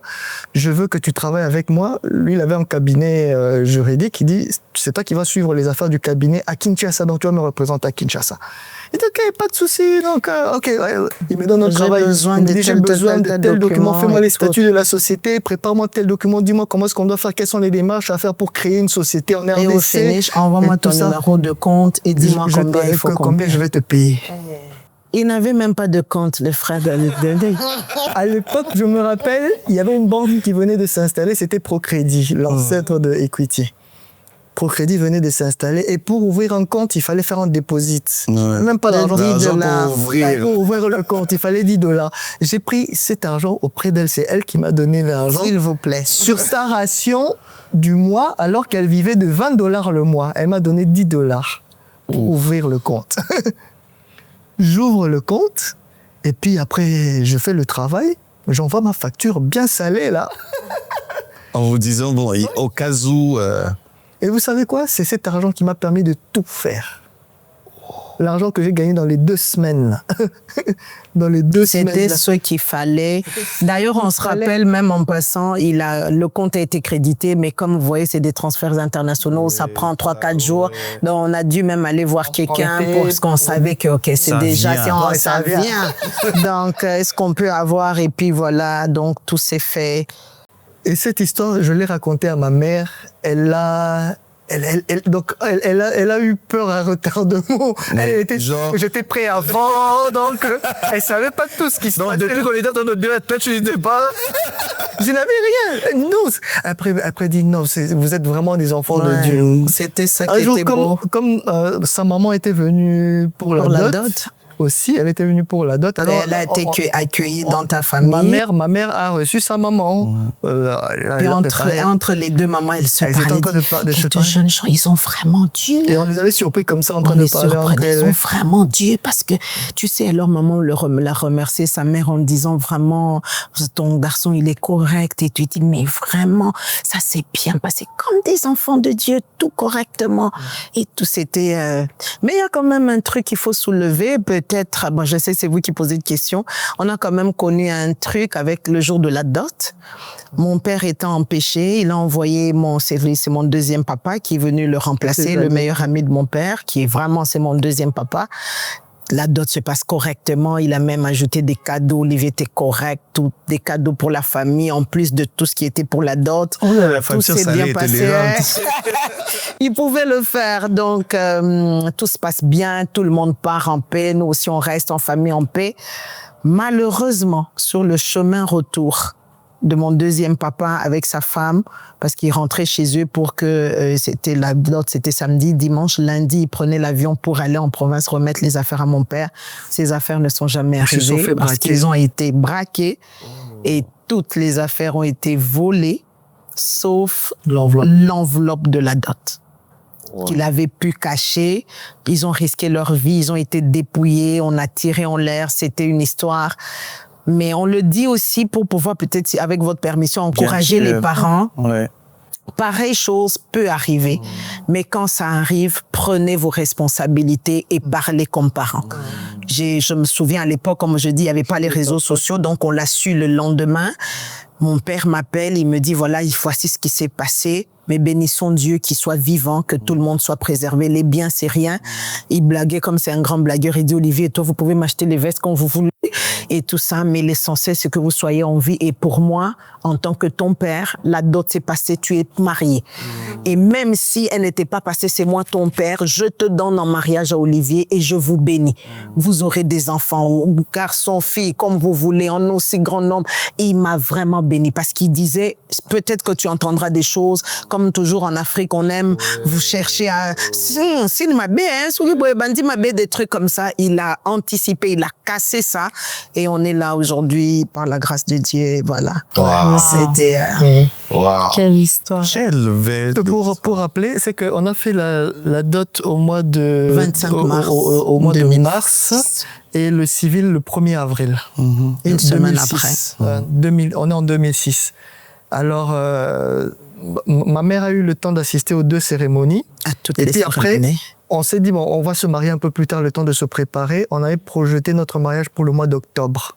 Non, pour la saison sèche, juillet, initialement. Juillet, août. Mais après, il y avait le mariage de mon amie, sa petite sœur. Voilà. Qui devait se Donc, elle marier aussi s'est fiancée en même temps. Donc, il y avait 2 mariages qui se préparaient en même famille. Donc, du coup, on devait se mettre un peu, pour que la famille souffle et tout ça. Alors, on s'était mis d'accord finalement que elle et son fiancé se marient en septembre et que nous, on se mariait en octobre. Malheureusement, il s'est fait qu'en décembre, on a perdu maman. Et Non, en septembre. En septembre, maman est tombée malade. Le jour où elle sortait pour imprimer les invitations, maman a fait une crise. Maman a fait une crise. 10 jours à l'hôpital et elle est partie. Ouais. Elle est partie, elle nous a quittés.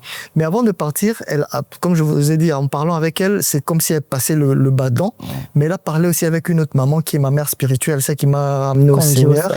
Maman Conso, elle lui dit, maintenant que Olivier se marie, je peux partir en paix. Il est tombé sur une bonne personne, je peux partir en paix. Et puis après, elle est partie. Alors, avant qu'elle ne parte, comme elle est malade, elle est en réanimation, donc du coup, c'est des prières et tout. Et Dieu me parle, il me dit, si, je te donne des grands enfants. Je vous assure, j'étais troublée. Je me suis dit, ce frère encore, est-ce qu'il n'avait pas d'enfants quand Est-ce qu'il m'a pas menti? Sœur, tu me donnes des... Je suis d'accord que tu me donnes des enfants, mais on donne des petits-enfants, on donne des grands-enfants. Des grands-enfants, J'étais troublée pendant tout le temps que maman était à l'hôpital. On était en intense prière pour son salut. Dieu a disposé comme il a disposé. Elle nous a finalement quittés. Mais c'est pendant le deuil que cette parole m'est revenue. J'ai dit que je crois que ça doit être ses frères et sœurs. Parce que papa est parti, maman est partie. Et maman m'avait dit, c'est maintenant toi la maman. Ouais. Et Dieu me dit, je te donne des grands-enfants. Quand j'associe tout ça, je me dis non. C'est que, comme ça qu'après le deuil de maman, moi je le fais asseoir, je lui dis, bon, à l'époque, maintenant comme on est près du mariage, son salaire passe finalement à $90. 27, 60 et puis 90. On cherche notre première maison, le loyer, il est de 90. Ça veut dire quand tu as le salaire et que tu as enlevé la dîme, tu ne peux même pas payer déjà la maison. Alors moi, je lui dis, j'ai réfléchi, je veux déjà te proposer, je crois qu'on va se marier, on va aller chez nous, on va prendre tous tes frères et sœurs, ils vont être à la maison. Imagine des jeunes mariés comme ça, avec toutes ces charges-là. Mais il me dit, non, t'es jeune, et comment on va faire? Je dis, on va faire en faisant, là-bas, sur place, on saura. Et donc, c'est ça notre histoire. Du coup, il a dit non, on va quand même rester peut-être 5-6 mois seul, quand même, le temps de enjoy notre mariage seul, et puis on va... Et c'est comme ça que ça s'est passé. Mais avant ça, je reviens un peu après le deuil de maman. Alors maintenant, on se dit, bon, maintenant, on saura plus se marier parce que déjà en septembre, ma sœur devait se marier et moi je devais me marier quelques temps après. La maladie de maman, ça a pris toutes les économies. Tout ce qu'on avait comme économie est parti dans les soins de maman et puis après quand elle est décédée, il fallait l'enterrer. Vous savez ce que ça coûte, donc tout est parti. On n'avait même plus l'argent pour payer. Même la garantie locative était partie. À 2 reprises, c'est parti. Ouais. Alors on se dit, bon, qu'est-ce qu'on fait? On prie le Seigneur. Le Seigneur nous dit clairement, vous mariez pendant cette période favorable, c'est celle-là. votre période favorable, c'est cette période. Vous vous mariez pendant cette période. Ne bougez pas trop, même si vous avez décalé, mais que vous restez dans la période. Ouais. On s'est dit, Seigneur, comment ça fait déjà? Comment on va annoncer ça à la famille? On vient d'avoir un grand coup, ils veulent quand même se marier et tout ça. Puis il y a l'autre mariage. Alors on s'est dit, bon, on va un peu parler avec le couple de ma sœur et son fiancé pour savoir eux aussi qu'est-ce qu'ils en disent. On va leur dire, on dit, en tout cas, nous, Dieu nous a demandé de nous marier pendant la même période. Je sais pas qu'est-ce qu'ils disent. Ah, mais Dieu nous a dit la même chose. Dieu nous a dit de ne pas bouger, donc on se marie pendant cette période. On dit, ok, d'accord, alors on met que vous vous mariez en octobre, nous on se marie en novembre. On s'est marié à l'intervalle de 4 semaines. Ouais. Ouais. Et ils se sont mariés 4 semaines avant nous, donc après nous on s'est mariés. Wow. Et Dieu a fait que, mais je vous dis pas, pour la provision du mariage, si c'est après notre mariage que lorsque l'organisateur, un ami qui avait organisé ce mariage, l'organisation de votre mariage me faisait le compte rendu, qu'on s'est rendu compte que c'était extra. Tout ce qu'on a sorti de notre poche, ça ne représentait rien par rapport à même pas 20%. L'argent est venu de toutes parts, les gens ont pris en charge. C'est très beau. Moi je prends ça. Ouais. Et elle, sa robe de mariée, c'est même un frère qui le lui a offert. Wow. Si j'ai appris que tu te maries, moi je prends ta robe. Je lui disais, les robes là c'est entière, c'est entre filles. Pour vous dire que la provision c'est la boisson, qui prend la nourriture, qui donne la voiture, qui se propose. Notre pasteur, vraiment honneur à lui, s'il nous suit, il a même dit non seulement je vous amène la voiture, mais je vais être le chauffeur. C'est moi qui vais vous conduire. C'est lui qui a été le chauffeur le jour de notre mariage. Dieu pour nous honorer, il nous a honorés. Nous le saluons vraiment de tout cœur, un clin d'œil particulier, voilà. Wow. Mais ça fait 20 ans qu'on est là. Maman, moi j'ai une question pour vous. D'accord. Dieu a béni, vous vous êtes mariés, mais papa Olivier en ce moment-là ne gagne que $90. Et vous avez eu la parole que Dieu vous donnait les grands enfants. Vous avez quand même demandé à ce que ses frères et sœurs viennent vivre avec vous. En ce moment-là, comment vous faites pour gérer la maison et toutes les charges avec $90? Comment ça se passe? Et des grands enfants. Ouais. Alors, ce qui se passe, maman, où il dit, c'est que déjà, je me dis, il faut appliquer la sagesse. Je ne peux pas faire mes courses dans le supermarché. Je n'y entrerai pas. Soit dit en passant, il y a un jour pour toute chose. J'aime dire surtout aux jeunes, ce n'est pas parce que tu peux pas aujourd'hui que tu ne le pourras jamais. Que tu ne te paieras pas. Donc ça, c'est important. Et j'avais la foi pour chaque jour. Des fois, il me posait pratiquement la même question. On va faire comment? J'ai dit, hey, j'ai pas besoin d'être malade pour quelque chose que Dieu certainement résoudra. Amen. Donc, chaque jour... je ne veux pas, et comment, non. Donc, quand j'avais, et comme un peu il vous a dit, donc le salaire était celui-là, mais il y avait de temps en temps ces petites primes. Des fois, c'est un peu abondant, des fois, c'est vraiment rien. Alors, c'était quand on a, comme toute femme, j'imagine sage, le basique. Un peu de semoule, un peu de riz, un peu, vraiment la base. Et quand on peut, ok, on voit qu'est-ce qu'on peut ajouter. Ce que je peux, aujourd'hui, je peux vraiment témoigner l'amour et la fidélité de Dieu. On mangeait tout et n'importe quoi, c'est vrai, mais on n'a jamais manqué de quoi manger. Et ma joie était d'autant plus grande parce que souvent je lui disais, c'est vrai que leurs parents avaient une maison, mais je me disais, s'ils restent dans cette maison, ça sera que la maison. Il y a déjà les charges. On va faire comment? Avec $90, il faut gérer 2 maisons. Parce que j'avais pris tout de suite vraiment sur moi le fait que ce rôle de mère, parce que Dieu me l'a dit, parce que j'avais le cœur pour ça, parce que sa mère m'avait fait comme cette passation là. Et puis les choses, la réalité était là. Il est orphelin de père et de mère, c'est lui l'aîné. Je vais pas être là de lui dire je t'aime et tout ça, mais après il va être, on ne sera pas en paix finalement. Je me dis mieux vaut qu'il soit là et on va gérer à partir de là. Ce n'était Comme je dis, on mangeait pas du beefsteak non plus, on va pas se mentir. De temps en temps, oui, Dieu vous fait des clins d'œil comme ça. Mais au moins, même quand c'était du riz boulaye, on le mangeait avec joie. Et parce que c'était ce que Dieu nous donnait, en croyant que demain allait être meilleur. Aujourd'hui, grâce à Dieu, les 2 filles, parce que c'était 2 sœurs et un frère. Le frère, on l'a encore aujourd'hui à la maison, mais les 2 sœurs, on les a mariées de chez nous. Donc, c'est une grande joie et voilà. Mais c'était ça qu'il fallait. Gloire à Dieu, mais... Oh, quelle belle histoire contre les fous. Et l'astre qui vient tomber ainsi, qu'au moment où on s'attend le mois et la fidélité de Dieu. Ouais. Dieu s'est vraiment montré fidèle. Parce que quand on a eu notre première fille, on était toujours dans cette situation-là. Mais la situation a changé parce que j'ai eu un autre emploi. La société pour laquelle je préparais les statuts là et tout ça, un beau jour, je reçois le coup de fil d'un monsieur. Il m'appelle, il me dit Olivier, c'est elle, tu te rappelles de moi? Oui.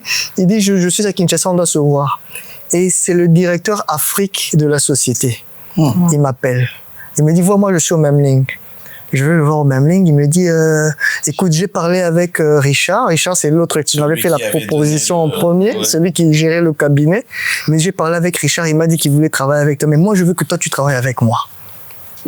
Alors, il fallait choisir. Mais non, moi, passager, j'ai dit, bon, j'ai déjà parlé avec Richard. Il dit, non, je vais parler avec lui. T'en fais pas, je vais parler avec lui. Okay. Après, il me rappelle le lendemain, il me dit, j'ai parlé avec Richard. Il est d'accord. Alors, je veux que tu travailles avec moi, tu seras mon responsable juridique et tout ça au pays. Sans test, sans CV, sans... Il me dit, je t'ai vu travailler, j'ai vu que tu es quelqu'un d'honnête, je sais que si on te met dans de bonnes conditions, tu vas donner le meilleur, alors propose-moi ton salaire. Aïe. Ah oui. Et heureusement qu'il m'a dit, bon, il a vu que j'hésitais un peu, il me dit, bon, on va parler avec ta femme, il savait que je venais de me marier, il dit, va parler avec ta femme, et puis demain, on se voit demain à midi, et puis tu me diras quoi. Je rentre à la maison. Je dis à ma femme, voilà ce qui se présente. Qu'est-ce qu'on fait? On ne savait même pas, on n'avait pas de référence. Ouais. Une société pétrolière. C'est ça. Ils payent comment? C'est comment? Et puis, avec. Et puis là, vous avez la base des 90. Voilà, la base des 90. Vous vous dites, bon, avec un dessin, ça va. Exactement ça. Exactement ça. On te dit, on arrive, c'est peut-être autant, je dis. Parce que c'est pas trop haut. Non. On dit non. Après, je dis, bon, je vais lui proposer, on a 10 000 $, hein, on s'est dit, je vais lui proposer 1 000 $, mais s'il discute, on peut descendre à 800. Non. On peut descendre à 800 et tout ça. Alors le lendemain, je vais le voir. J'arrive là. Alors, Olivier, comment tu vas et tout ça, installe-toi. Et puis il me dit, c'est comment tu dis quoi? Et heureusement, avant que je ne parle, lui a pris la parole. Il me dit, bon, écoute, il me propose le quadruple pratiquement de ce que moi je vais lui proposer. Et puis, moi, je veux déjà $. Là, tu ne proposes même plus les 1 000 $. 1 000 $, c'est quoi? C'est ça. J'ai dit, heureusement que je n'avais pas parlé. Il allait vraiment voir. Et puis il dit même tout de suite, je sais que vous commencez. Et puis vous êtes mariés, j'ai pas été là, voir avec madame, qu'est-ce que vous aimeriez comme cadeau? Parce qu'en Afrique, des fois, on donne des cadeaux comme ça. Moi, je veux un cadeau utile. Et lui, il voulait pas. Il dit, non, va demander à ta femme, reviens me dire qu'est-ce que vous voulez. Je veux quelque chose d'utile. Donc, je me suis retrouvé avec un salaire multiplié par 20 à peu près. Presque 30. De $90. Ça, c'est plus, mais ça, c'est fusé. Non, vous êtes les dieux de Papa Olivier. Donc, frère. Oh non, la sœur fait de chichi. Les dieux de Papa Olivier. Oh non, les salaires, les dieux de Papa Olivier. Oh la dot, je veux dire de Papa Olivier. Ça vous regarde? Wow. C'est ça notre histoire, en tout cas notre début. Et il y a eu d'autres choses parce que pour faire 20 ans, beaucoup d'autres choses. On imagine bien. Mais Dieu est bon, Dieu est fidèle. C'est même la question que j'allais poser. Si vous deviez résumer vos 20 ans. Beaucoup de choses, hein. C'est en j'ai besoin en résumé, c'est la fidélité de vous. On dit Dieu est vraiment fidèle.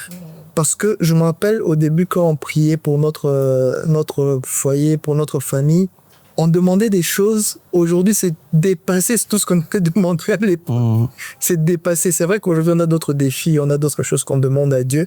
Mais en tout cas, tout ce qu'on avait demandé à l'époque l'a déjà résolu. Tout est résolu. C'est comme ça que je connais souvent, c'est la fidélité de Dieu.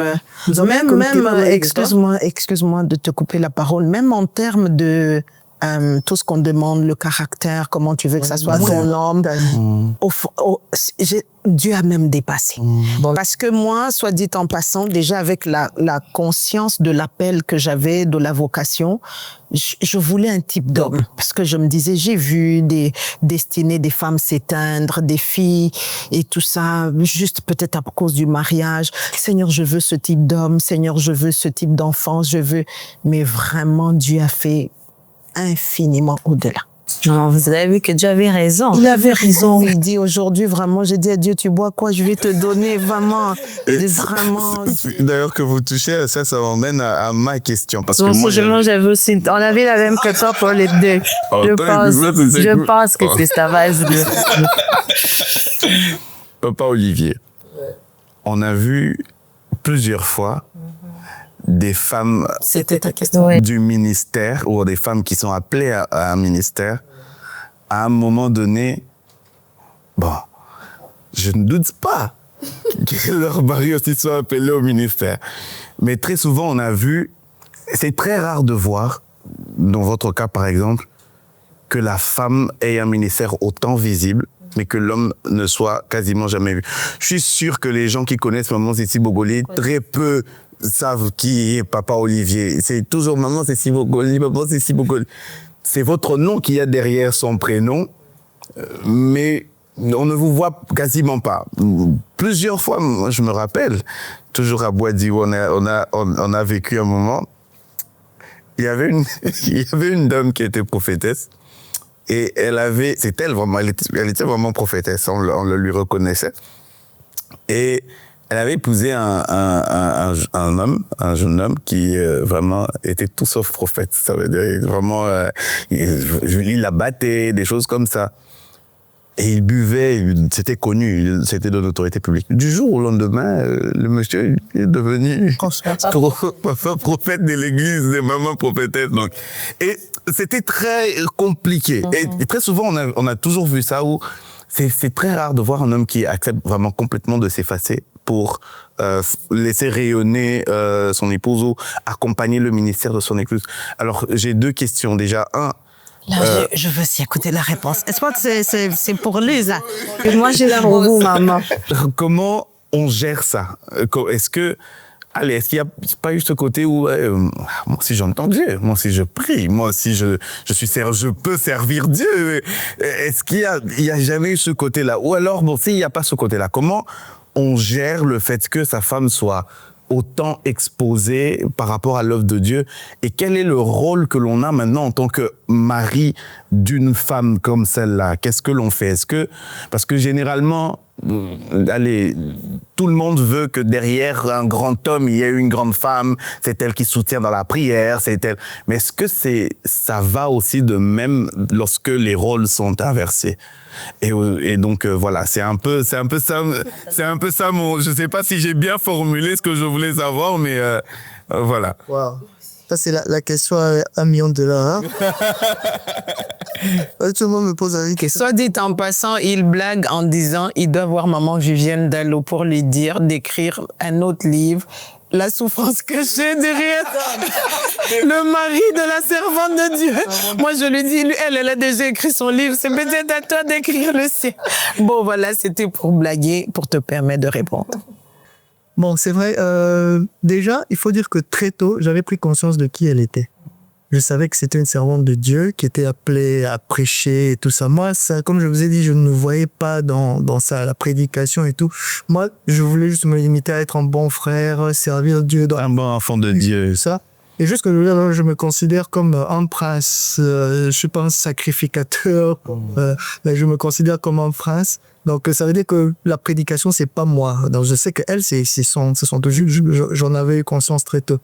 Alors, je veux juste dire, lorsque vous vous mariez à quelqu'un comme ça, il faut déjà être conscient qu'elle a une destinée à part entière. C'est pas le mariage qui... Le mariage, ça fait partie du paquet, dans le grand paquet de la destinée. Très bien. Et mon rôle, c'est de l'aider à s'accomplir dans sa destinée. Très bien. Son rôle, pareil, c'est de m'accompagner à m'accomplir dans ma destinée.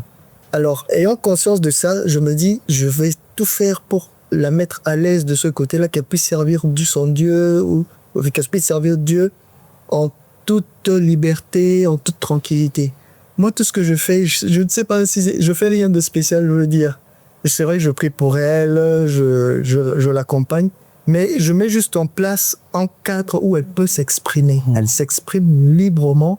Je n'interfère pas dans ce qu'elle fait. Moi, je l'accompagne avec les dons que Dieu m'a donnés. Parce que moi, je sais que je suis appelé à l'administration, par exemple. Elle a un ministère, je sais pas, vous connaissez, si c'est dans le ministère, je l'aide dans l'administration. Quand je me cantonne dans ça, je fais ce que je peux faire. Et le reste, c'est elle. Donc, vraiment, je la pousse. Je veux qu'elle aille le plus loin possible. Parce que je sais que j'ai une responsabilité par rapport à ça. Tu peux me demander les comme t'es donné ma servante parce que Dieu l'a fait. Il faut que chaque mari qui épouse une femme se pose cette question-là. Je t'ai donné ma fille, qu'est-ce que tu en as fait? Et moi, tout ce que je veux, c'est qu'elle puisse avoir une destinée à quoi. C'est ça qui me donne la force de tenir. Je ne dis pas que c'est facile parce que il y a des moments où j'aurais voulu qu'elle soit à moi, mais c'est pas possible. Mais tant que c'est pour Dieu, c'est un sacrifice que je fais aussi. Je la fais rire souvent, je lui dis, toi, je t'ai déjà semé dans l'œuvre de Dieu. Donc, Kende Kakra, moi, je t'ai déjà semé. Comme je dis, c'est pas facile. On peut se retrouver à des moments où, comme je dis, j'ai besoin d'elle, mais elle ne peut pas être là parce qu'elle a servi. Il y a des moments où on est arrivé, on va en vacances et puis ça se transforme en ministère. Ça se transforme en mission. Mais bon, je crois que Dieu m'a sûrement donné le cœur et la capacité de supporter ça parce que je veux aussi l'aider à sa compte. Soit c'est simplement. Pourquoi vous lisez à quand le livre des souffrances des hommes? Dieu passe tout cas si bientôt, on va l'écrire. Maman et moi, j'ai une question pour vous. Justement, comment on fait pour rester femme lorsqu'on sait qu'on prie, le Seigneur nous parle, comme vous, vraiment, voilà, vous êtes prophétesse. Il vibre comme ça. Quand vous prêchez, c'est avec autorité. Moi, c'est comme ça que personnellement, je vous ai connu. C'est en suivant vos prédications sur YouTube. Vraiment, c'est waouh, comment ça peut être une femme quand elle prêche, tu sens l'autorité. Mais comment il marche, ils se tiennent la main. Moi-même, je les ai vus, maman. Comment on fait pour rester femme? Est-ce que des fois, on se prend pas aussi un peu la tête? Ben, moi, Dieu me parle, je vois, j'ai des visions. Comment on fait pour rester, pour garder sa place de femme lorsqu'on est une femme comme vous? Bon, ok. Moi, je pense que... Les mains sont inversées, là. D'ailleurs, tu n'as pas fini de bien répondre à la deuxième question de Papa S. Non, mais je crois qu'il parlait, je sais pas comment tu gères la notoriété, est-ce que ça te dérange? Ouais, please. N'est-ce pas, Papa S? N'est-ce pas, maman? Dis, je suis une veilleuse. C'est toujours ce que je disais. Moi, ça me dérange pas du tout. À plusieurs reprises, beaucoup de gens pensaient que j'étais son frère. Parce qu'on pensait que Pocoli, c'était son nom. J'avoue. J'avoue, j'étais sur le point de te demander, est-ce que tu es sûr que Bogoli, c'est le nom du mari? Parce que peut-être qu'on risque d'avoir un problème ici. J'ai toujours cru que mon nom, c'est Sissi Bogoli. Elle s'appelle Sissi Bogoli. Et même, des fois, on reçoit des invitations, ces couples prophétesse Sissi Bogoli. Alors, il dit, ça, c'est pas notre couple. Encore, j'ai un mari juriste. Donc, oui. Le nom, l'identité, voilà. Donc, une fois, il allait, je sais pas, à la banque, il arrive, monsieur, le nom, monsieur Olivier Bogoli. Bonjour, vous êtes le frère de la prophétesse? Et vous êtes le frère de la prophétesse, ici, je suis son mari. Ah, excusez-nous. Ça m'arrive souvent. Mais bon, moi, ça me dérange pas. Au contraire, il faut dire que je suis assez fier d'elle. Je sais que le travail qu'elle fait, c'est un très bon travail. Bon, elle prêche même, moi, je suis... Oh, parce qu'elle a... Oh là là, c'est mignon! Vous allez de ce côté de... C'est ma femme. Là, c'est quoi, on rigole avec les enfants, on dit, c'est la femme. Moi, pour le moment, elle me chasse encore. On veut pas que j'assiste quand il y a des interventions, on l'appelle. Non, c'est pour les femmes, ne viens pas. Ah, bon, soit. Non, moi, ça me dérange pas du tout, hein, pour vous dire, ça me dérange pas du tout. Et on prie que Dieu continue à faire avec elle. Amen. Maman, si finalement on revient sûrement sur vous. Je crois que finalement, maman, il dit, je dois répondre. Bon, moi, je pense que maman, il dit le tout, c'est déjà dans la sagesse, parce que il faut dire que la grâce qu'on a, c'est que nous avons vu d'autres femmes avant nous être appelées. Il y en a qui ont bien fait ça, il y en a qui ont mal fait ça, un peu comme l'exemple que papa se donnait tout à l'heure. Et donc, avec la parole de Dieu, nous avons opté pour la sagesse. Et la sagesse, c'est le bon équilibre autour de la parole de Dieu, qui veut que Dieu est un Dieu déjà de chaque chose bonne en son temps. Quand il faut prêcher, c'est pas le moment de faire les amours. Quand il faut faire les amours, c'est pas le moment de prêcher. En me disant ça, ça me fait rire. Un jour, il m'accompagne pour un service et Dieu s'est tellement glorifié. Alors, avant qu'on ne sorte, il y avait 2 frères qui attendaient là. Et moi, il me disait, il y a des gens pour toi. Je dis, non, je sens que c'est pour toi. Effectivement, c'était pour lui. Et puis les frères demandent, papa, excusez-nous, à la maison, elle est aussi comme ça. Alors, lui disait comme quoi que quand on rentre, elle met la chair et puis elle continue. Donc, voilà, les gens, des fois, ils s'imaginent tout plein de choses. J'ai aimé une des choses qui revient dans votre émission. On est un couple comme tous les couples. Donc, quand on est chez nous, il n'y a pas la prophétesse, il n'y a pas le directeur, il n'y a pas le ceci. On est, tout ça, oui, ça fait partie de nous, mais on est un homme et une femme comme tous les autres hommes, comme toutes les autres femmes. On sait savoir quand faire quoi. Et au-delà de prêcher, j'ai besoin d'être heureuse. Quand le ministère réussit et que je suis malheureuse à la maison, je serai finalement malheureuse. S'il est malheureux à la maison et qu'il réussit dehors, on sera finalement malheureux. Donc, on a choisi de bâtir notre bonheur, nonobstant tout ce que nous sommes, tout ce que nous avons, tout ce que nous pouvons être, tout ce que nous pouvons manifester. Et donc, je suis une femme comme toutes les autres. Pour rebondir sur ce qu'elle dit, c'est très important parce que, j'allais dire justement, ce qui m'aide aussi, c'est le fait que sa sagesse, en fait. Elle m'a jamais fait remarquer c'était la prophétesse. Jamais. Donc, elle sait elle sait se tenir, chacun sait se tenir dans sa plate-bande. On se respecte et comme ça, et puis voilà. C'est quelque chose de très important. On n'a pas vu le temps passer, on n'a presque pas envie de s'arrêter. Mais la Réal n'arrête pas de me montrer des papiers. Heureusement qu'on n'est pas dans une église, sinon on emmenerait des petits papiers. Il vous reste 5 minutes. On est vraiment bénis, heureux de vous avoir reçus. C'est tellement... Il y avait tellement de choses. On a envie d'épingler chaque point comme ça, les ressortir. Et je pense qu'on aura papa et maman pour un brunch ou pour un événement parce qu'on veut commencer à rencontrer les gens. Et on a fait un test dernièrement. On a eu une réunion de célibataires. C'était très beau. On a eu un temps aussi pour prier et partager autour de certains thèmes. Donc ne vous fatiguez pas de nous. On reviendra vers vous avec une autre invitation parce que ça sera avec plaisir. Il y a vraiment une mine d'or d'informations. Ça sera avec plaisir. Et nous savons que vous serez une bénédiction pour nous. Amen. Alors à ce niveau de l'émission, nous on demande généralement une prière. Mais avant, j'ai vraiment senti maman ici, avant que l'on prie, si vous pouviez dire chacun à son tour un mot à quelqu'un qui nous a suivis par rapport à votre histoire.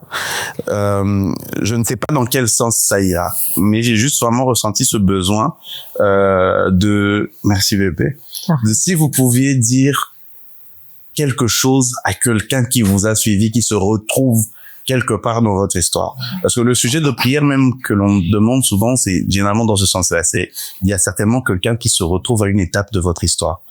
Il y a quelqu'un qui se retrouve à l'étape où il est informe. Et bon, nous, on aime dire informe, mais pas vide, parce qu'on est sûr que il y a quelque chose. Il y a un Dieu dedans. Il y a peut-être quelqu'un qui a cette phase-là. Il y a peut-être quelqu'un qui a la phase de il est sûr que c'est vers la personne qu'il doit aller ou qu'elle doit aller, mais la personne ne partage pas forcément les mêmes sentiments. Et il y a quelqu'un qui a la phase de il vient des goumins. Les goumins sont en train vraiment encore de torturer. On n'a pas la force de passer à autre chose. Il y a quelqu'un qui a la phase de il a déjà vu des signes, mais détient quand même encore parce que les fous doivent venir. Quelqu'un qui a la phase de la dot, mais les $27 ne suffisent pas en ce moment. Il y a certainement quelqu'un qui se retrouve à une étape de votre histoire et c'est pour eux que l'on demande la prière. Mais juste avant que l'on prie, je voudrais que papa Olivier, maman Sissi, chacun à son tour, vous puissiez parler à un jeune homme, une jeune dame et aussi à des couples. D'accord. Merci beaucoup. C'est vrai qu'il y a beaucoup de choses à dire, mais ce qui me vient tout de suite à l'esprit, je voudrais encourager quelqu'un qui veut se marier pour dire ceci, c'est que c'est Dieu qui marie ses enfants.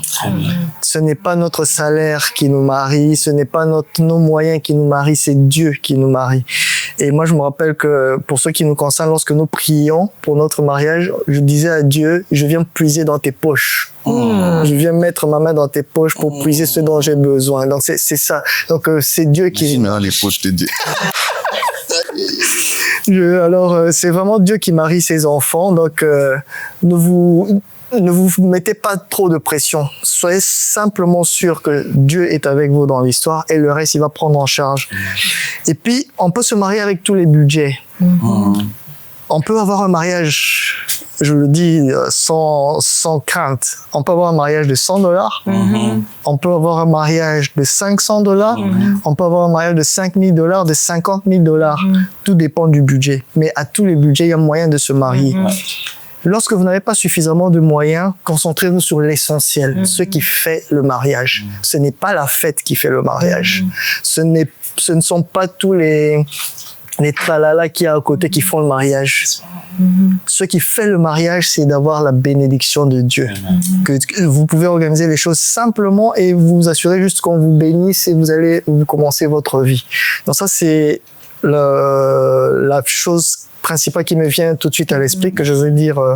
Et puis, pour ce qui concerne les couples, il faut savoir que les temps difficiles, ça arrive dans les couples.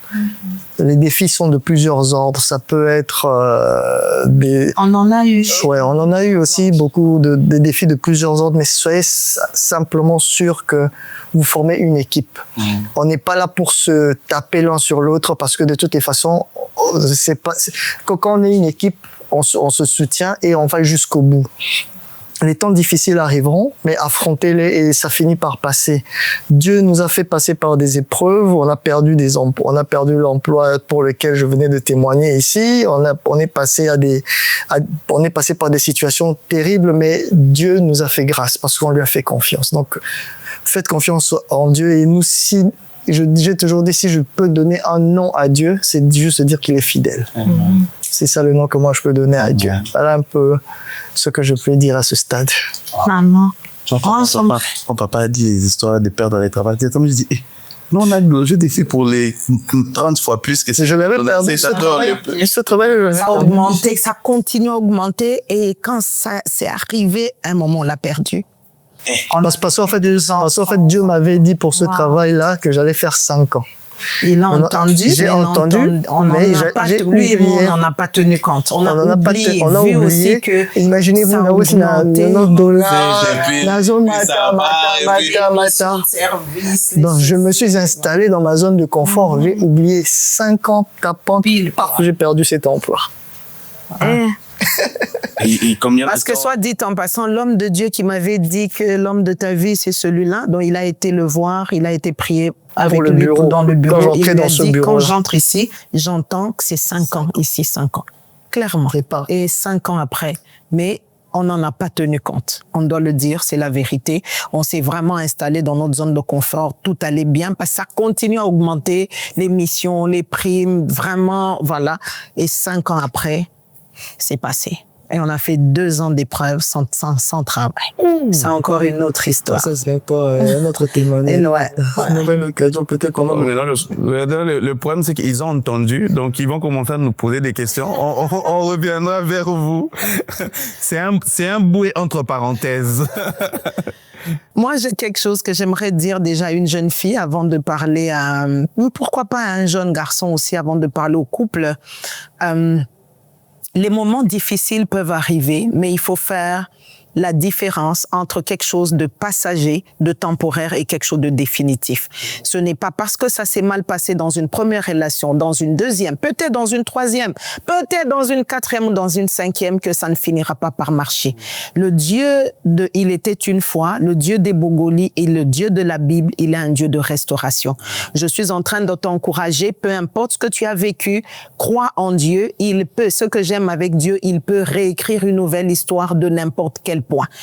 Oublie le passé, regarde parce qu'il est le Dieu capable de faire une chose nouvelle. Et ce qui est malheureux dans le passé ne reviendra pas devant parce que Dieu est un Dieu bon, un Dieu de consolation. Mais aussi, peut-être notre histoire ne sera pas la tienne, mais fais confiance dans ton Dieu, le Dieu de ta Bible, le Dieu de ton salut, qui est capable de te conduire, de te diriger vers l'homme ou la femme de ta destinée. Au couple, j'aimerais dire, pour nous, le mariage, le succès du mariage commence déjà par un bon choix. Tout le reste, c'est un peu comme quelqu'un qui a un terrain. Dès que tu as un terrain, tu peux rêver, construire n'importe quelle maison. Donc, le bon choix, c'est quelque chose de capital, mais dès que c'est fait, construisez votre bonheur. Donnez-vous du temps. Des fois, on se donne le temps pour pleurer, critiquer, murmurer. On ne se donne pas le temps pour apprendre et commencer à bâtir le bonheur qu'on veut. On n'importe jamais le bonheur, on le construit à deux. Que Dieu vous bénisse. Amen. Wow, j'ai aimé ça. En fait, le terrain, il est là et chacun choisit ce qu'il va construire. Celui-ci peut construire un immeuble à plusieurs niveaux, l'autre va construire une petite bicoque. Tout dépend de ce... Oh. Voilà. Maman Sissi, Papa Olivier, on va demander la prière pour quelqu'un qui se retrouve à un niveau de votre histoire. Voudrait voir la main de Dieu et pour les missions aussi. Père, dans le nom de Jésus, nous sommes en train de te rendre grâce et prier, en particulier pour les couples déjà formés, en train de se former, qui se formeront, pour que au travers de chaque temps, de chaque saison, qu'il était une fois en sorte que leur histoire se bâtisse, qu'elle s'écrive avec toi. Nous prions dans le nom de Jésus pour les couples déjà mariés qui ont des montagnes devant eux. Peu importe le nom de la montagne, par l'autorité du nom de Jésus, nous maudissons, Seigneur, ces montagnes et nous leur ordonnons ô Dieu de gloire, de se déplacer afin que tes serviteurs, tes enfants soient dans la joie. Que ceux qui ont besoin de provision, de quelque ordre que ce soit spirituel, matériel, professionnel, financier, un besoin de direction, qu'ils puissent l'avoir au nom de Jésus. Nous prions pour les couples qui traversent un temps difficile, que le vent s'arrête au nom de Jésus. Nous prions, Seigneur, pour l'humilité, la responsabilité, que les couples, Seigneur, se lèvent pour bâtir leur bonheur avec toi dans le nom de Jésus. Que les fiancés, ceux qui veulent s'engager, soient dirigés par la puissance de l'Esprit afin qu'ils connaissent, qu'ils sachent exactement quel est l'homme, quelle est la femme à prendre au nom de Jésus. Évite les erreurs à ton peuple et donne-leur la joie de se trouver ensemble selon ton plan et de construire leur bonheur par ta grâce et ta puissance. Que toutes sortes de forteresses autour de l'insuccès dans le mariage soient, ô Dieu de gloire, blâmées, que cela périsse par l'autorité du nom de Jésus et que les couples soient heureux. Que ceux qui cherchent des enfants puissent les avoir dans le nom de Jésus. Que toute forme d'esprit de stérilité soit vaincue et cela au nom de Jésus. Que des bébés soient donnés, que la joie, le travail soit donné, que la restauration soit accordée, que la lumière soit accordée, le pardon, la grâce, afin que le bonheur dans la vie conjugale soit le partage des uns et des autres, et cela au nom de Jésus. Que cette émission aille loin, au-delà, au Dieu, des limites connues, qu'elle touche, au Dieu, des peuples, des races, des continents, des pays, des villages, des districts, afin que le mariage soit béni et que l'institution mariage soit restaurée, respectée par cette émission. Au nom de Jésus, nous l'avons béni. Amen. Amen. Amen. En tout cas, merci maman Sissi, merci papa Olivier. C'était un plaisir énorme. On viendra frapper à votre porte encore. Pas trop bon. Mais entre-temps, on va prier le Dieu de papa Olivier. Merci à vous tous de nous avoir suivis. Nous étions heureux d'être avec vous, de reprendre avec vous. Et bien sûr, nous remercions toute l'équipe de Tselem grâce à laquelle nous pouvons tourner et être avec vous. 2 heures d'émission non-stop. Ils sont pas fatigués, ils sont encore là. On est prêt pour repartir pour 2 autres heures, n'est-ce pas? D'ici là, portez-vous bien et à très bientôt. Bye bye.